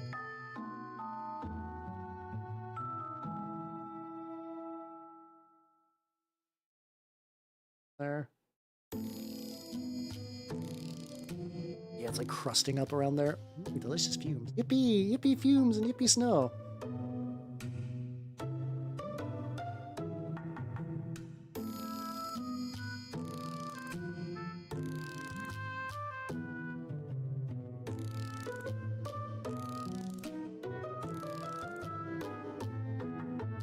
Oh fuck! I almost grabbed like one of my nicer brushes instead of the Crustmaster 500. I don't want to grab the Crustmaster 500. That's just where sadness lies. A little bit of glue around here. All right. I think that's all glued up, or like all. Yeah, I think that's all glued up.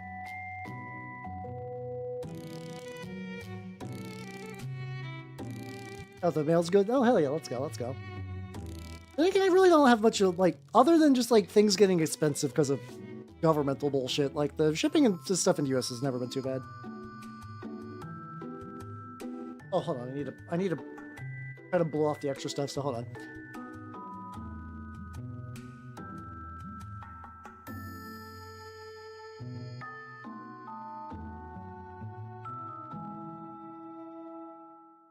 Oh, actually, it's ad time. This might be a little long because I'm probably going to try to varnish this at the same time.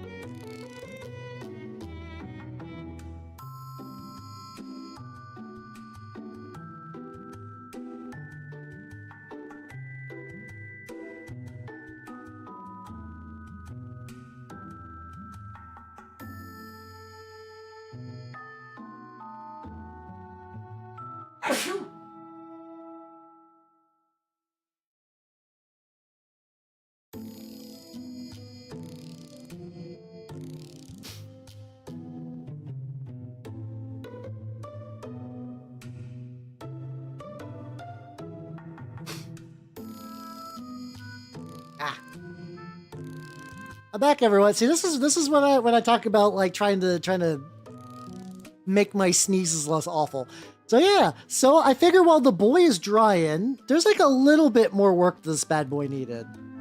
Not a crazy amount, but just enough. So let's see if I can wrap this motherfucker up so he's done. First, I need to look for my orange speed paint I had earlier.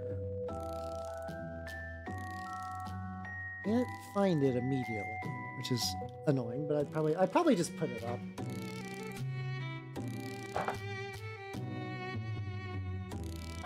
So I tried to like lift up my thing and see if I could find that orange from the bottom, and it did not work. I bet it's on my desk somewhere. Oh yeah, oh fuck, let me zoom out a little bit too so you guys get a better look. For people who do not know, this is the speeder from the Armageddon box. And it turned out pretty great. I have no complaints. It is nice fast boy. Gray top, gray top, gray top. If I can't find this fucking orange, I'm gonna lose my shit. I'm finding like leathers. I got like a paint rack for these too that I just have not built yet. Maybe I won't work on this thing tonight. I don't know. Find out.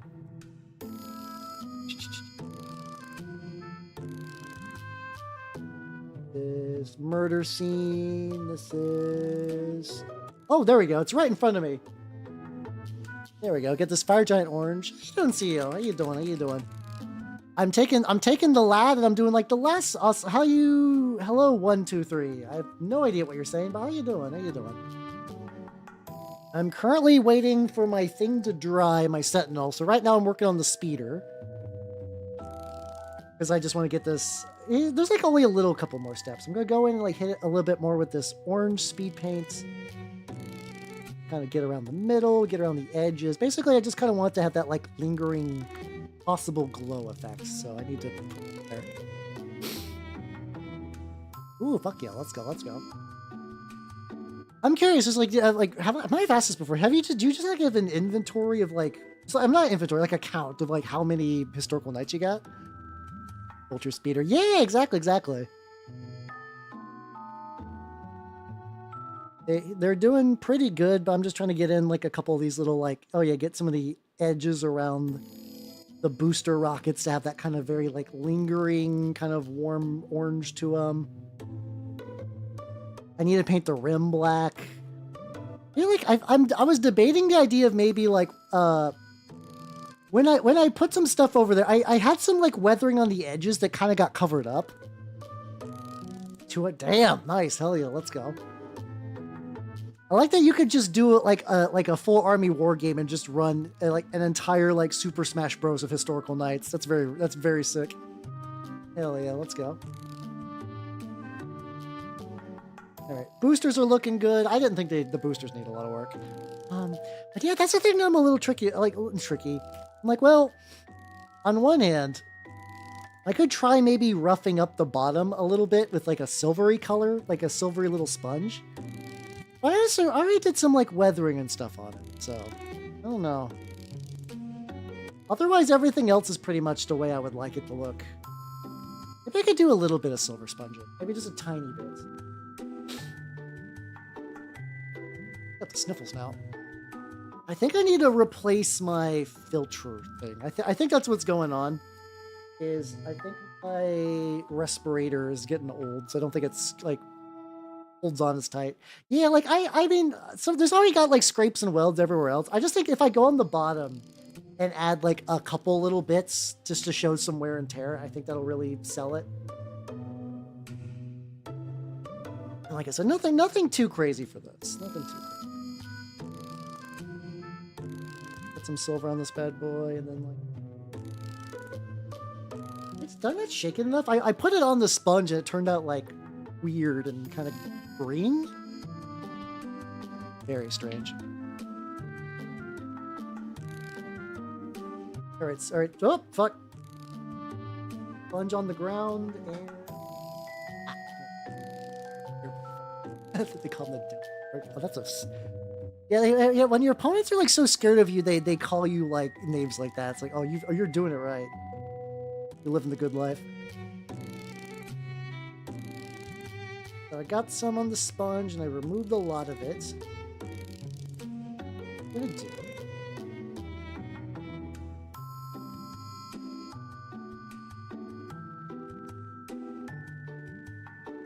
Okay, this isn't too bad.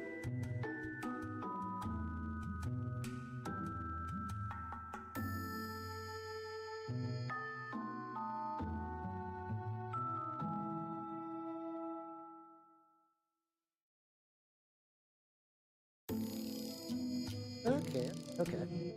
So this is like a little bit of that like silver sponging around the back edge, which looked pretty good. So I think if I extend a little bit of that into like...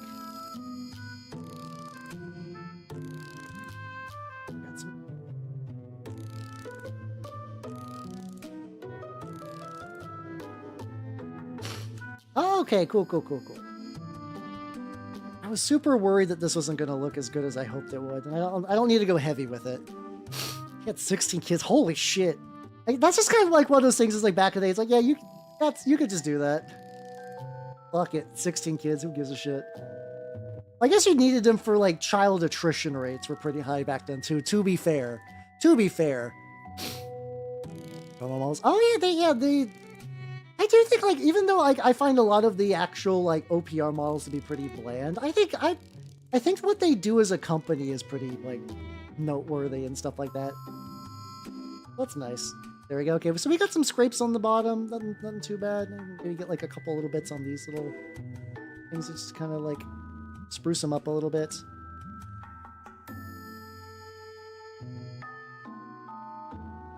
Get like here as well. Nothing, like I said, basically almost like using a sponge to dry brush, weirdly enough.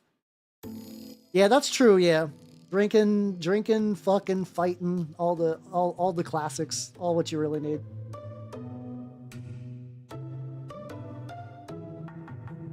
Alright, cool.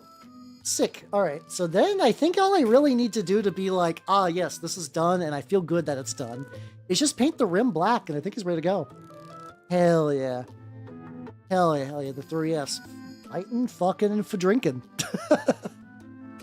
Oh, and hating the French, yes, true. The 4 Fs, then. Fighting, fucking, and for steak. Do people still think about those Him Daisy, Persona 4 comics anymore? Is that a thing people are ever nostalgic about? Oh, I'm sure there's a ton that actually do. We're just kidding. Football, for example. Oh yeah, they did football. Yeah. I remember ages ago I practiced. I did what every nerd child does and try archery at least once. I don't think I was like bad at it, but it was one of those things that like I was taken to the archery camp just infrequently enough for me to never actually develop any skills. It's like, you know, archery is like a thing. It requires practice.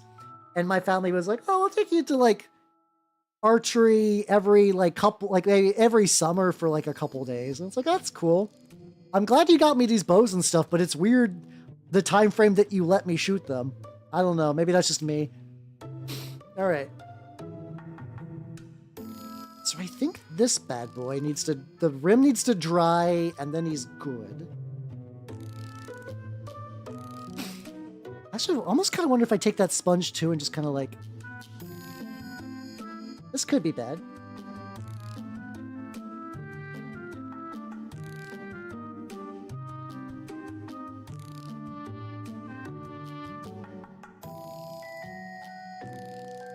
Okay, I don't want to go much harder, but that did kind of blend in those scratches a bit better. So I'm okay with the risk I just took. Could have been a bad risk, but we good. We Gucci. Hell yeah, let's go. That sounds like fun though. Yeah, sure. I guess yeah, archery is a better war application than football. Yeah, the World Cup is over, right? I know they're like England and Argentina apparently were playing for third. I basically have no knowledge of any real football stuff. And my only real interaction with the entire thing is the entire SE horrible curse, which I find to be very funny. I just find that just like, you know, no dig to Essie. She's just like a VTuber in her own lane, just having a little bit of fun, and then just like propelled to like national TV in certain countries just because of like bad soccer luck. It's very funny. Actually, speaking about models that are like nearly done, I'm gonna like leave that a little bit more time. I'm trying to give that lad a little bit of extra time. This guy, a Walker boy. He's going to require a lot of specialty paints that I don't feel like dealing with right now, but I could do another coating on his rim. How you doing, Steve? How you doing? Extra. Oh, so it's just a really shitty game too. I see. Yeah, you still got at least 45 minutes of Howl. Here, I'll show you. So currently the lad is chilling while his varnish is drying. So in the meantime, I'm taking some models that are like, kind of done. And try to do like a couple little, like this guy needs a knot. Because like, basically something, whatever happened with the streaking grime made him really shiny. Which was not great. So I might just need to blast him with like a quick coat of matte varnish and then go back and touch up some of the colors. I guess that's why I don't use streaking grime too much anymore. It worked great for the orcs, and for him, I'm kind of mixed. Mixed results, but you know, it's fine. It'd be like that sometimes. Agacorp names. Oh, that's fun. I kind of love when like I like friendly country banter. Like when countries do little shit like that. It's every now and then you get like country banter people who get like way too mean or about it. Where someone's could be like, ha ha ha ha ha ha, England joke, and then they'll be like, ha ha ha, shootings, and we're like, why do you like this? Why do you like this, buddy? The England dance. 6-4. That I don't know much about soccer, but that feels like a lot to me. That feels like a lot of goals. Another ring on the black on this guy's piece, and then he's Gucci. It's fucking Gucci, hell yeah! I'm very, very happy with the lad. Lad turned out great. I say lad like there aren't two guys in the cockpit, but you know what I mean. You know what I mean. Technically, the lad is the ship, the speeder, and then the two dorks piloted are just fun accessories to that. There we go. Proper sport. just throwing out hand grenades and see what gets caught in the explosion. All right, let me grab the lad and the speeder. They are one, indeed. All right, hold on. The lad's on my bed. It still feels weird that there's a bed in my painting room.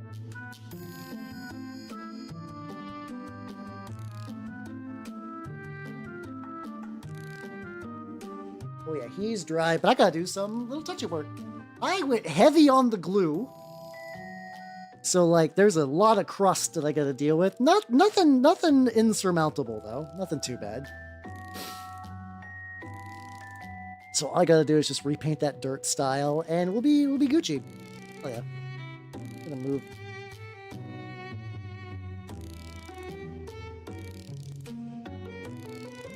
Also need to do is I gotta get oh, this guy, he's a Sentinel, a Chaos Sentinel.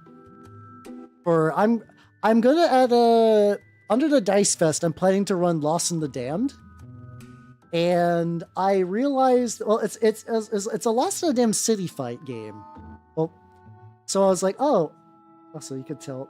I think I hit him a little too hard with some of it. Some of this leg looks kind of whitish. Still fine though. Nothing too bad. Nothing that some enamels won't fix.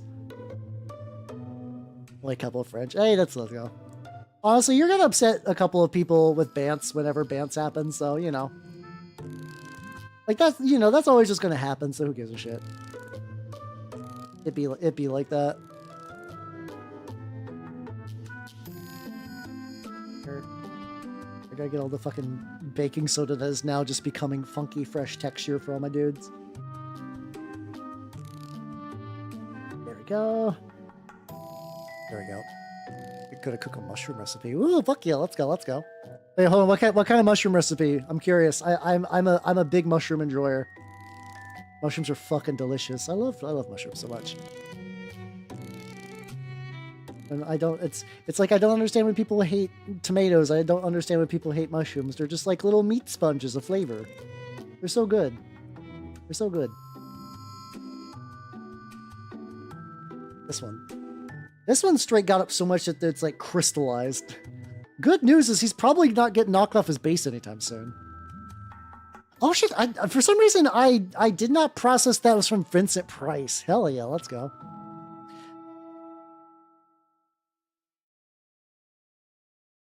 Some little holes in there. I think I should just go catch some enamel. That's fine. Yeah, but yeah, it's the lad. He's doing pretty well. I'm probably gonna wait to do what's it called? I'm gonna do some enameling in a second once all this dries. Sauce made a sour cream chicken stuffed with parsley. You say that like that doesn't sound fucking delicious. That sounds great. That sounds delicious. I would if somebody rolled up with a plate of that right now, I would destroy that. But, you know, they taste like mushrooms, but they taste good. To be fair though, I've had foods that I've disliked. I didn't like Brussels sprouts for many years because I had somebody like growing up who just made them terrible. Turns out if you do Brussels sprouts right, they just become salt and butter sponges. And if you do them shitty, they taste like ass. Don't do that.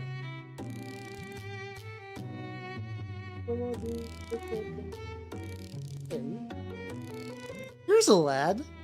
Here's a lad, actually. I've been torn on this lad. I did him like one stream like a million years ago. And I don't know. I just wasn't happy with the way he turned out. Like I'm not sure. And I don't know if it's kind of like the simplicity of the sculpt. Or I think another bit is I also just need to go back and maybe make the little pustules maybe more like the buff color, maybe like a yellow, bright yellow.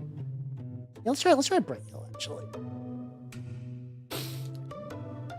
The ones that eat trash mess me up. Oh, that's fair. That's fair. Big moose ate half of mine. That's an amazing story. That's like I had Brussels sprouts and then a moose ate it. Which, considering the size of moose, I'd let him have it. I would much rather a moose eat my delicious Brussels sprouts than get into a feud with a fucking truck.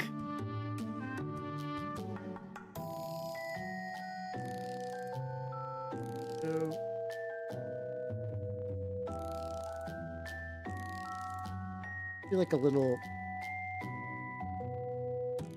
bit of sponging just to maybe make these like a bit more sickly to kind of match my... Oh, let me zoom in a little bit too. I'm like super far out.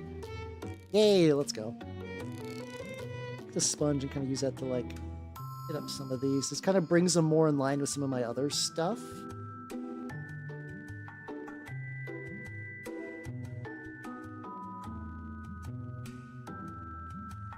And then later I can use that glue technique to kind of lock this shit in. So hell yeah, let's go, let's go. I love meese.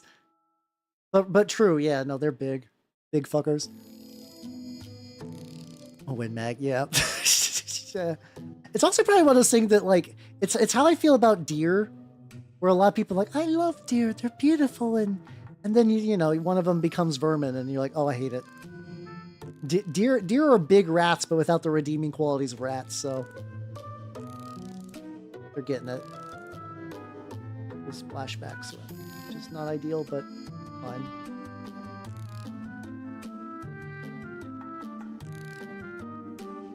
Overall, I'm reasonably happy. This might actually let me revive this. This might actually be good enough to revive this project. So I need to like varnish them and maybe touch up some stuff and maybe highlight some other areas.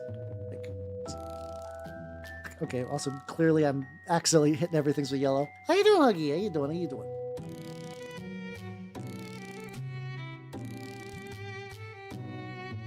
That's true. I could, yeah, because like, I mean, to be fair, it is supposed to look kind of cartoony because it's like a Hollow Knight design, but that's true. I could like modify it.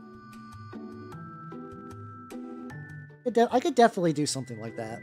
That might be the way to go, just to like get it to a state where it's like, it's also one of those things that's like, I could just get it to a state where it's like done and be like, well, okay, lesson learned. Hollow Knight's fun style, but I don't really enjoy painting it, so don't do that again. But yeah, no, probably I could do some like scrolls or some like parchment or something like that. I don't know how to get a hood going on here. That would be interesting. At that point though, I would almost just need to throw away the model and just like rework it, which I guess, so that's like an interesting thing where it's like, I could donate this motherfucker to my shop in this state and be like, well, he's here. If any new player to Trench Crusade needs a Lord of Tumors, here you go. And then I could just like make a new one where I go and like kit bash it and graph bits. I actually, you know, that might be what I might do. I could take him to the shop and somebody will love him. And this is fine enough that like if you're a beginner player, that's like, oh, that's got details. That might be the way to go. And then if I ever go back, I can like really do some shit. The wild deer's in a busted town. Oh, yeah, I do enjoy when animals use public transport.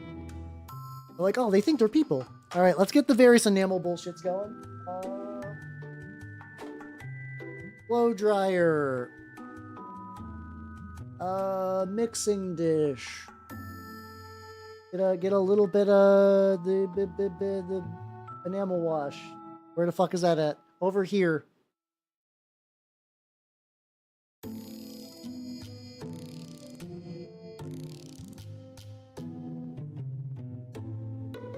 Community tithe. Yeah, I mean, like, the more that my shops do these little, like, swap meets and stuff, the more that I do enjoy and just, like, just take anything I don't want. Give it to the locals. They'll use it. Everybody wins.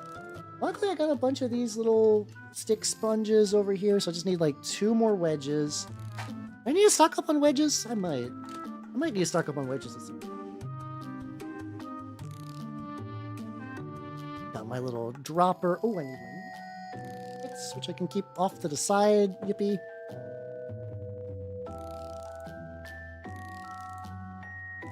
And let's fucking party. Yeehaw, let's go. Yeah, it's nice. It's nice because like that's like once it's like the usual big thing. It's like miniatures need games need communities. I guess really all the games I really like even Magic, even though like you can kind of get away with just like playing with randos and whatnot. It does get better once you got a community, and like the more work you put into that community building, like the more like positives you get to reap from it, where it's like you get that like consistent play group, you get to nurture a new player to see if like, you know, they might play armies you don't play, or like, you know, just see the like, you know, different takes on models. Sometimes they'll show you like cool STLs and stuff you might have never seen before. It's nice. There's a lot of benefits. How you doing, Neil? How you doing, Chieftain? How you doing? Man of none day. Yeah, let's get this boy all enameled the fuck up. How you doing? How you both of you nerds doing? I'm kind of legitimately, I mean, I guess kind of going back to the idea that this is not like the most crazy complex model of all time. So I guess I'm not really surprised it's gone by super quick, but also, hell yeah, you know, new Boundaries album. I don't think I've heard of Boundaries, but hell yeah.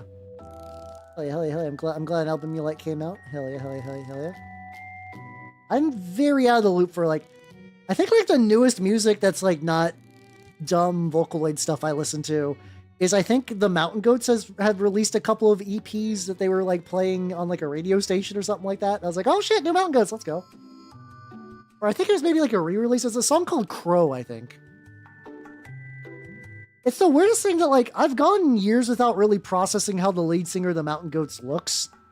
And I started following him on Blue Sky not that long ago, and honestly, I had some bad things in the past of following musicians I like on social media. I remember growing up, I thought I was like, I love Cake. I can follow Cake on Facebook.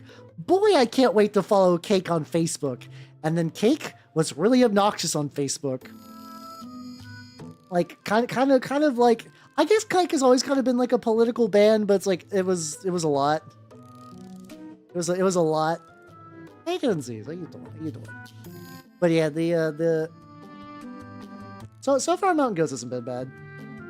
Or I guess again, like Mountain Goats is a little bit political in there, but like I don't hate that necessarily. But there's like a certain way about doing things where it's like, oh god, you're obnoxious. I'm losing my shit. That's the kind of stuff I usually tune out on. And Cake was real bad on that. Mountain Goat's totally fine. Oh, this guy's got so much fucking surface area, Jesus. Like I've not even need to bust out the blow dryer, and I might not even need to be fair.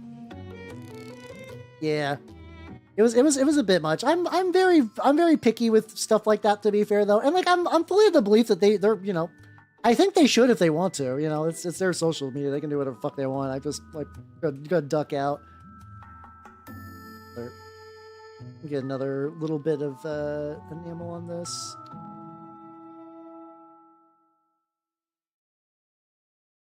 I'm gonna have to get some new wash, but for right now, Oh shit, yeah, I didn't think about following Days and Days. For some reason, the idea of Days and Days having an internet presence feels strange to me. I like them. I like them. Like, Bluebirds is a legitimately good song. There was a period where like every now and then I'll be like, oh, this is the song I play forever for like an entire week until I get sick of it. And that was Oh My Darling Dopamine was kind of the one for them. How you doing, Skymal? How you doing? How you doing? I'm working on the lad. The lad's turning out pretty good. Get into the various recesses and whatnots. So far, so good. And then get into all the other bullshits. Let's go. Let's go. Yeah, I'm very casual with them where I don't really follow specific. Really, I'm very bad with a lot of musicians where I don't follow specific albums. I just pick songs I like. And I just kind of go through those. But yeah, no, they Days and Days I like quite a bit. My breath with some bullshit. Hopefully your bullshit goes good. Hopefully you do not need to hold your breath too much. So I think I gave you your noise earlier, but I can do it again. Hold on. Supremely noise. Hell yeah, hell yeah, hell yeah. I was trying to track down a duck to interrogate him. The one I found said he wasn't the one I was looking for, but he fit the bill. Hey, okay, that one's fun. I'm okay with that one. That one's relatively nice. I'll give that like a solid. I'll give that one like a solid B. It feels weird to rate them, but sometimes I feel a rating manifest in my heart.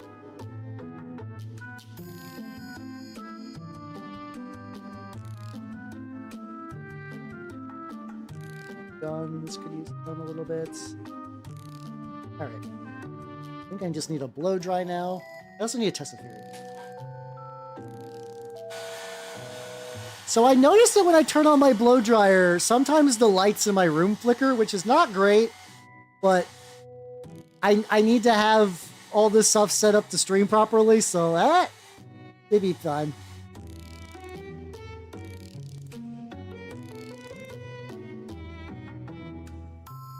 Okay, the Vegas flicker's strong. Dim. They dimmed. Slightly. Yep, there we go.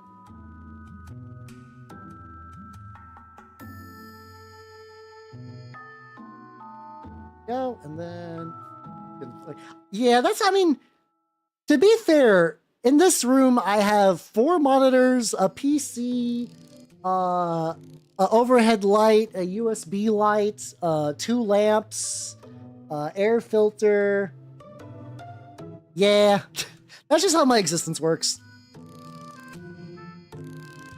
Yeah, let me see. Start wiping some of the edges on this a little bit.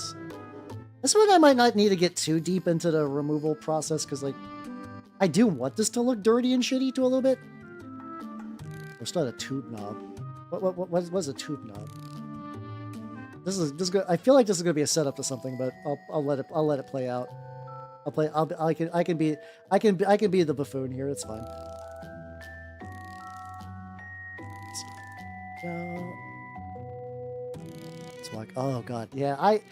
Last place I straight up would have like I tried to set up like a heating unit because it got like really cold in the winter, and straight up there like I couldn't keep it for a while. I could keep it running in my room, but I couldn't. After a while, it would just like you know, pop the circuit breaker, and I was like, well, okay.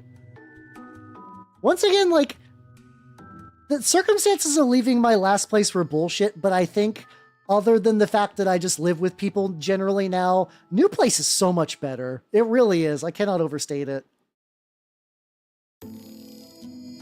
I am okay with this. The new place really does feel like home. Really, the big thing now is just getting less like, I mean, my place feels like home now, but what I need it to feel like is a well-oiled workshop, which even my last place wasn't really quite like that. So that's a thing I'm still working on.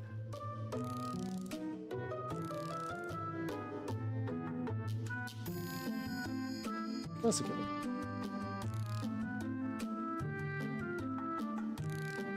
I also know that there's like a couple of other enamels. It's like a oily black kind of for like machinery. What's that called?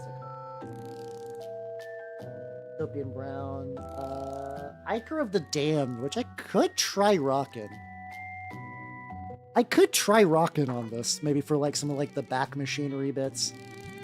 That's assuming that this guy doesn't take forever to dry naturally, but I should probably remove a little bit from the lights. Applied to 2-degree plane construction technology. No, I believe you on that. I could see that.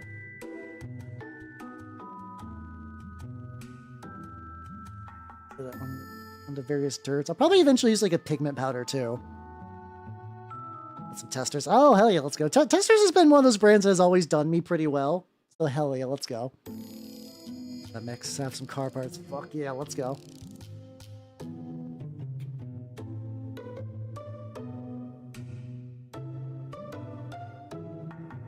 Yeah, okay. Maybe getting this going is like not a bad idea.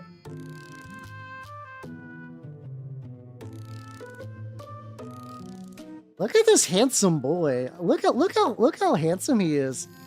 He looks so good. Oh, I need to paint the insides of the gun black. I cannot wait to rock this guy. If anybody is going to Under the Dice Fest, you will see this lad in person for sure. Absolutely. Absolutely 100%, which I'm very happy about. See, what I want to do is, he needs to be fully dry. I want to make those glow. I want to make that slit glow.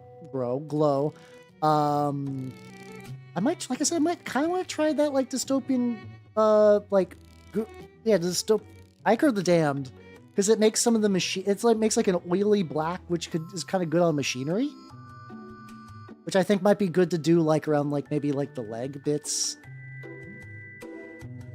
I could certainly give that a go. Leg bits, maybe this, like, back power pack. I don't know if the cannons quite need it. But that might be better. Well, yeah, what's on? I just made like an incomprehensible noise. Let's give it a go. I got the enamels out. This would be the time to fuck around.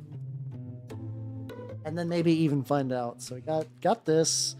Ichor the Damned is a Ichor the Damned is a Villainy Inc. thing, so I need to shake the ever-loving Christ out of it. Oh. It's doing that thing where I can tell... Also, hold on. Okay, we're at that point that Neil Cicierega is pretty much done, so I'm gonna switch that to my other playlist. There we go. I'm getting to the point that I can catch it ending early, which is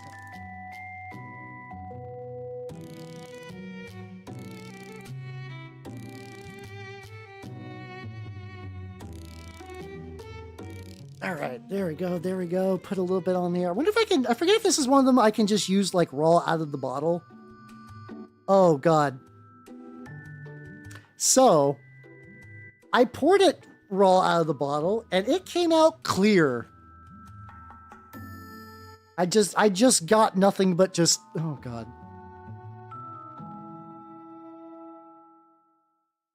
This bottle might be fucked. Hold on.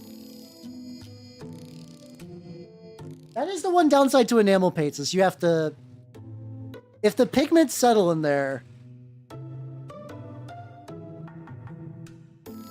Yeah, all oil, no paint, for sure. That's like it's... I could tell. Like, the tricky thing is that they put all of these in, like, these nice little, like opaque, kind of, like... old doctor style, kind of like almost like beer bottles, like that kind of color. I don't know if that's just like a specific type of glass or what. Like, I don't know if that's like an affectation thing or not.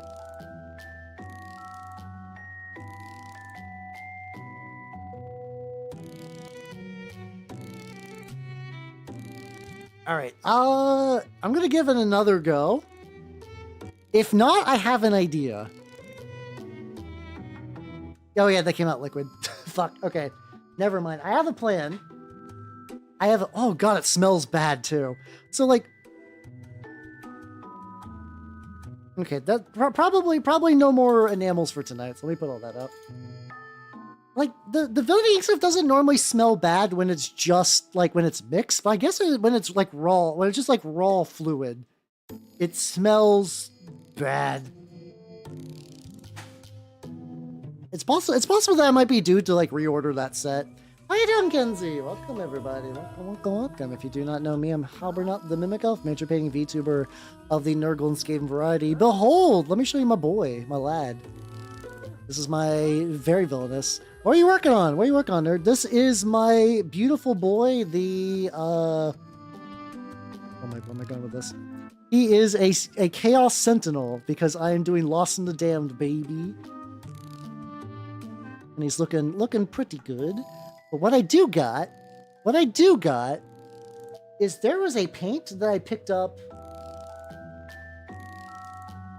from the... Oh, thank you. I'm very happy with the progress tonight. Petroleum Brown is a pro acryl paint that is, like, what's it called? It's a pro acryl paint that is kind of like a brown oil slick kind of thing. So I'm going to take this. I'm going to take a shitty brush because I got some new... There we go. Well, speaking about songs I listened to for like a million times in a week and got sick of them. All right. Let's try this a little bit on like a tubes maybe.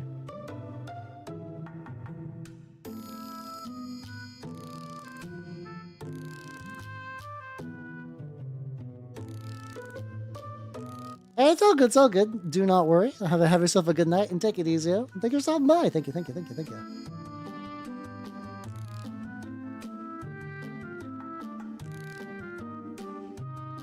So I can kind of give it like a little like watered down bit of this,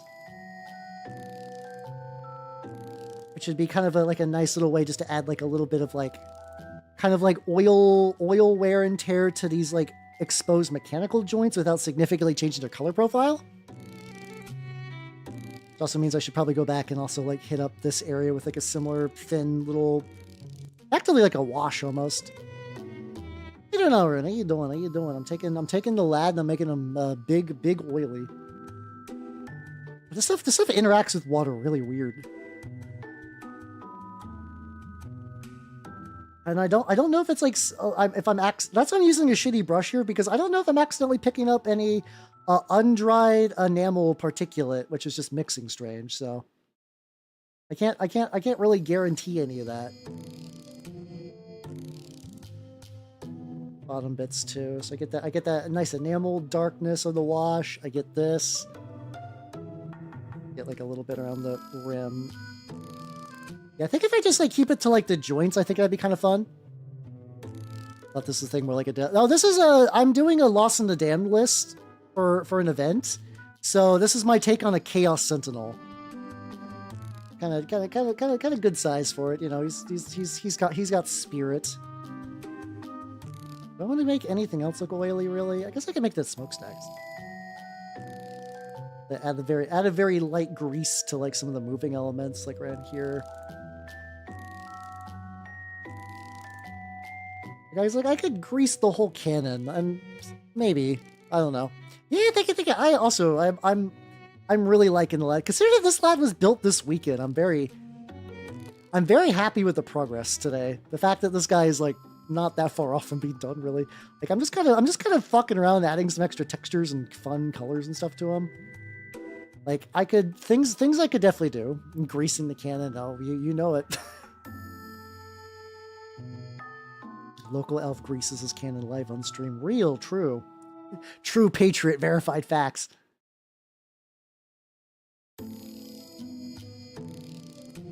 Well, anything that's like raw metal that's not that to kind of look like it's got like a little bit of oil going on.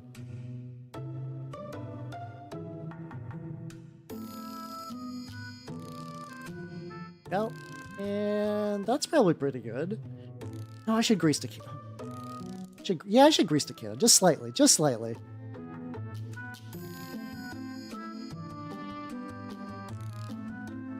He's got a nice little bit of like a, you know, he's all oiled up and rusted up, and like it does look like when it's dried, it does kind of like add like a little bit going on, but it's not like aggressively. It's not like aggressively damp, which is what I was a little worried about. Things I can do now. Things I can do now. I got like a little bit of time. I could do something with the base. I'm debating the idea if I want to do some orange rust on this bad boy on the base. I might do some. Yeah, I think a little bit of an orange-brown rust just because... Just otherwise it does kind of blend in with the lad a little bit. So I'm going to see if I can get that like really, really, really light.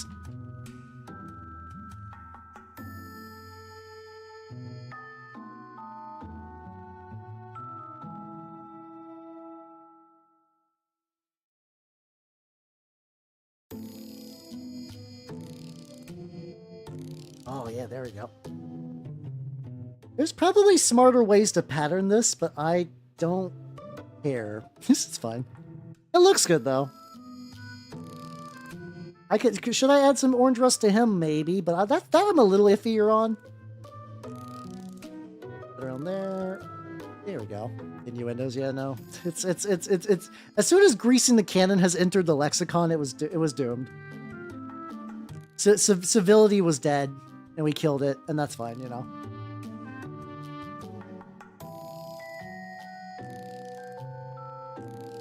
There we go. There we go, there we go, there we go. I do the glow bullshit, but I can see that that's still drying, so I probably won't. Oh yeah, I do got some black on my palette, which I could go ahead and get going to paint the innards of the cannon bits. Because that's good. That's gonna need to happen anyway, so fuck it.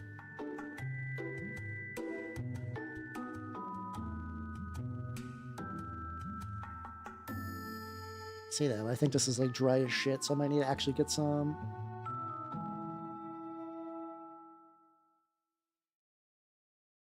There we go. There we go. There we go. There we go. Also, I think all the bits that have been like black, like when I did like the black little stuff, I could add a little bit of like a little touch of silver for scratches and stuff. There's areas. Also, that like bottom bit got like really... is way brighter than the rest. I don't know if that's distracting or not. So it did wipe off all my shit.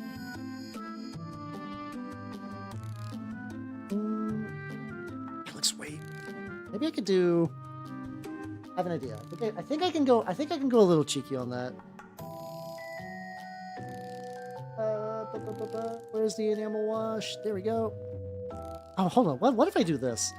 What if I take this brush, dedicated shitty brush, just go in there, pick up some, and can I just like toss that? Nope. I tried.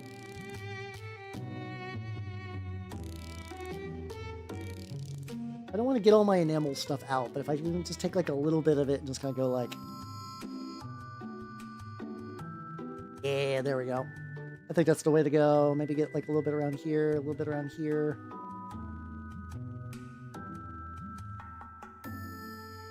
I can see that. Like, it does got this kind of like corrupt industrial look to it, which I can totally see. I can see why you would think that.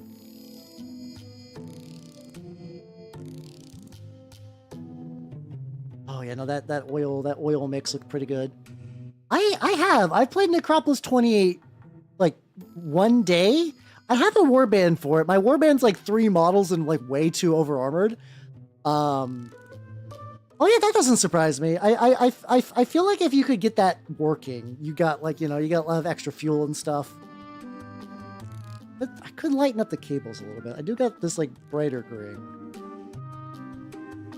Go like...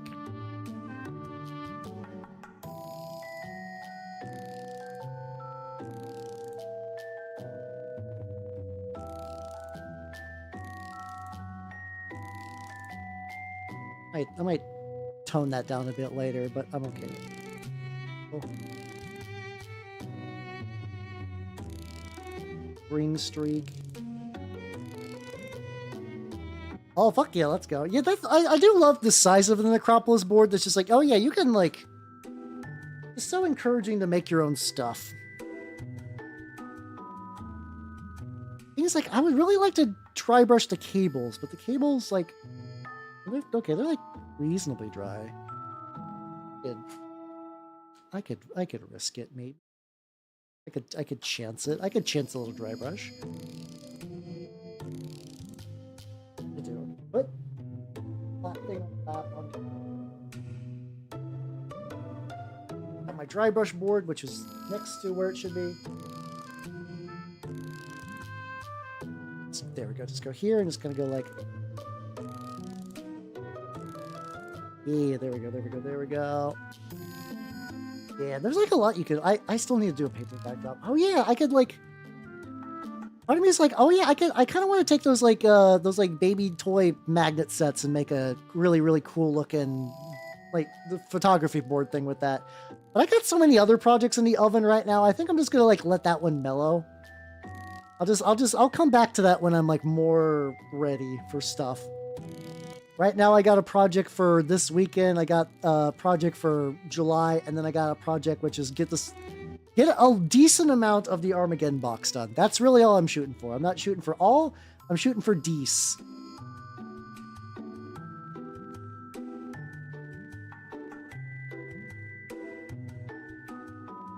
If I keep working on that, it shouldn't be too bad. Nice little dry brush, nothing too crazy. The bottom ones are drying in a little bit more reasonable amount. Probably get some white on those eyes to get the glow going. Yeah, I could do that. I could do that.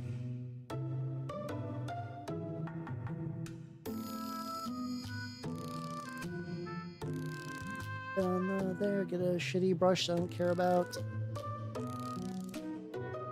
I've expanded to so many shitty brushes I don't care about. They've all been working great.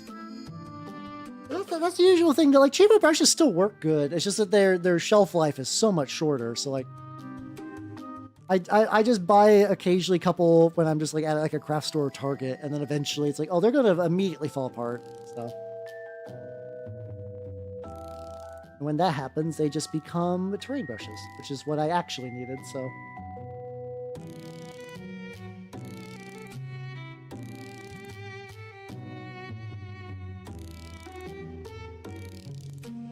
Nice bright little lights. There we go. There we go. And I think the top bit I've already kind of like washed out, so I can probably go back in there a little. It's also tricky. I'm not really sure how the exact position of the lights on there. I love how bright that white looks when like after everything is like grim and dark and shitty. It's like the brightness of those whites are just real fucking powerful.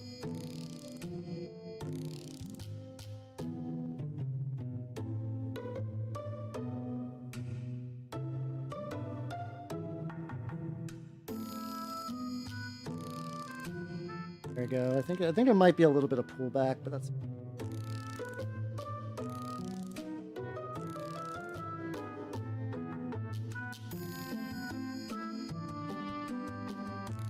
There we go. There we go. There we go. Yeah. Oh yeah. No. Yeah. Like basically all these ones have these like nice bright colored like handles. Yeah. No. They're getting quote unquote. They're getting promoted in the way that getting promoted to a dreadnought is a promotion technically. It's a great honor, but to even get in there implies a really rough life.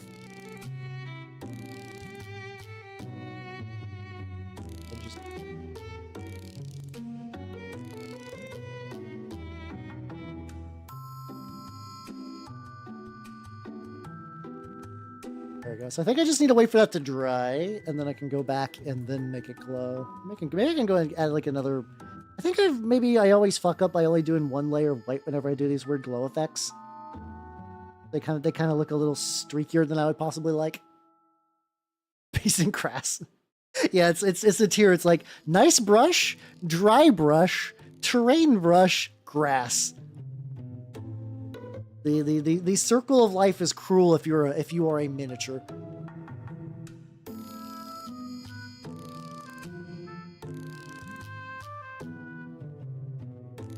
Got like a little divot that should not be there. Handsome boy. The lad. The lad.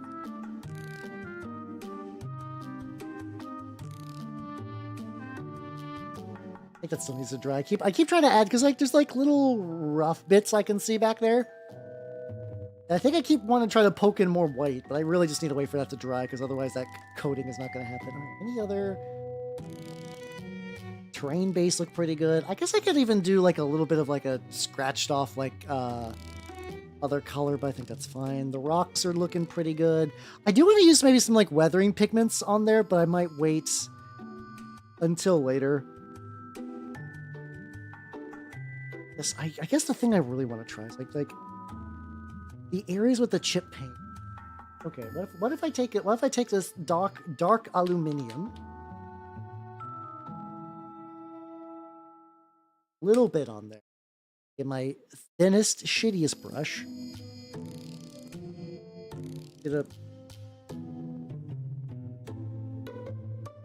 do a quick little test on the hand. Zoom in. Basically what I'm trying to do. Oh yeah, the lads. Like I want to take like one of these little like areas where it's like I painted it black and just...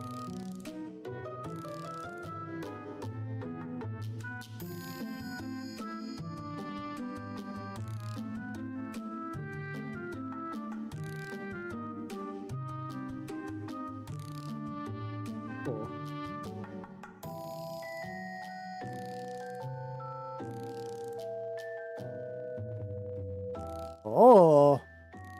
Oh, look at the boy. Ooh.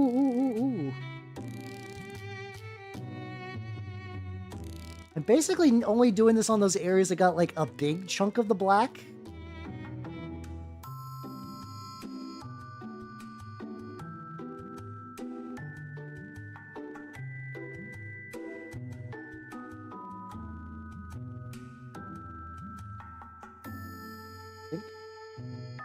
I think this is the sauce, everybody.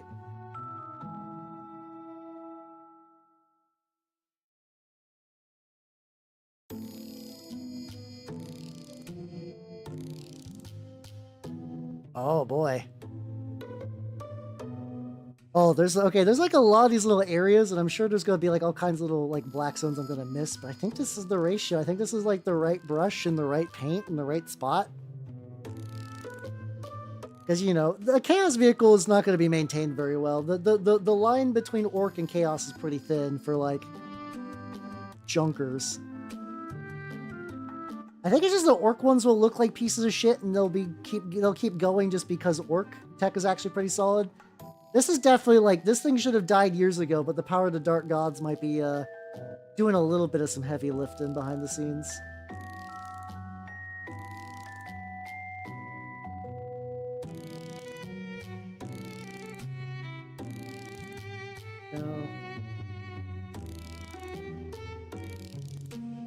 I think every other time I've tried to do like a chipped metal like this, I think that maybe just like the brush has been too thick, or like maybe I did thin out this quite a bit. Like I painted it on my hand a couple of times.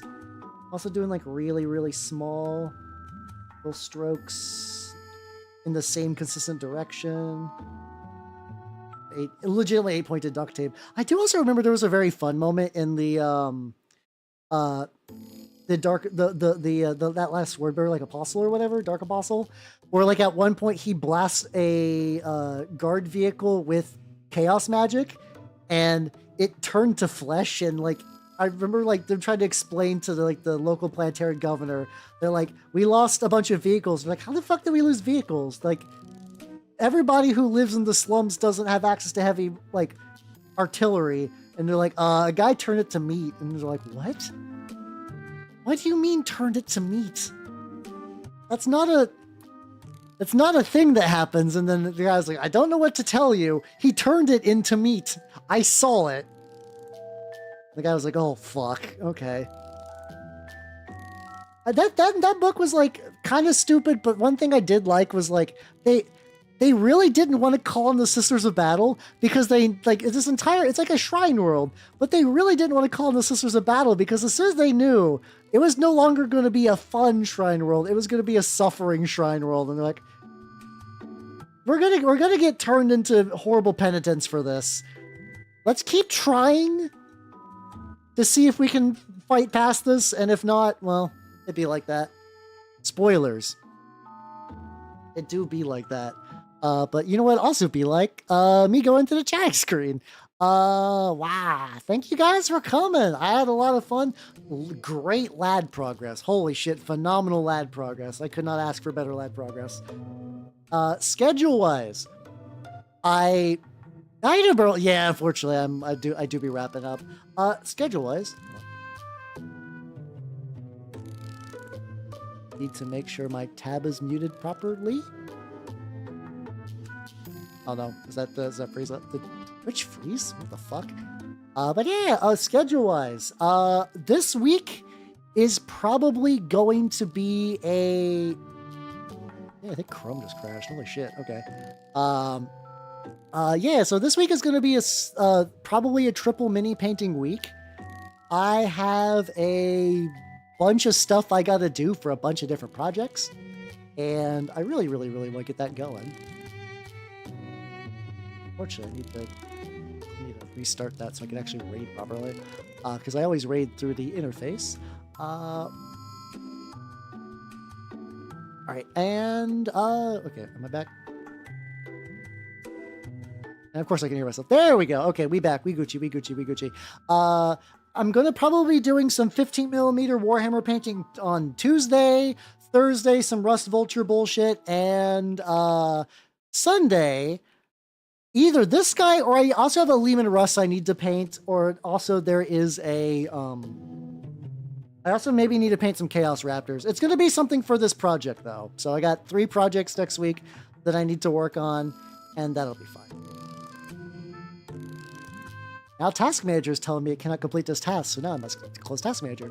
But yeah, thanks for coming, everybody. YouTube side, I'm going to cut you nerds loose. Bye, YouTube people. Bye-bye. And on Twitch, who is on...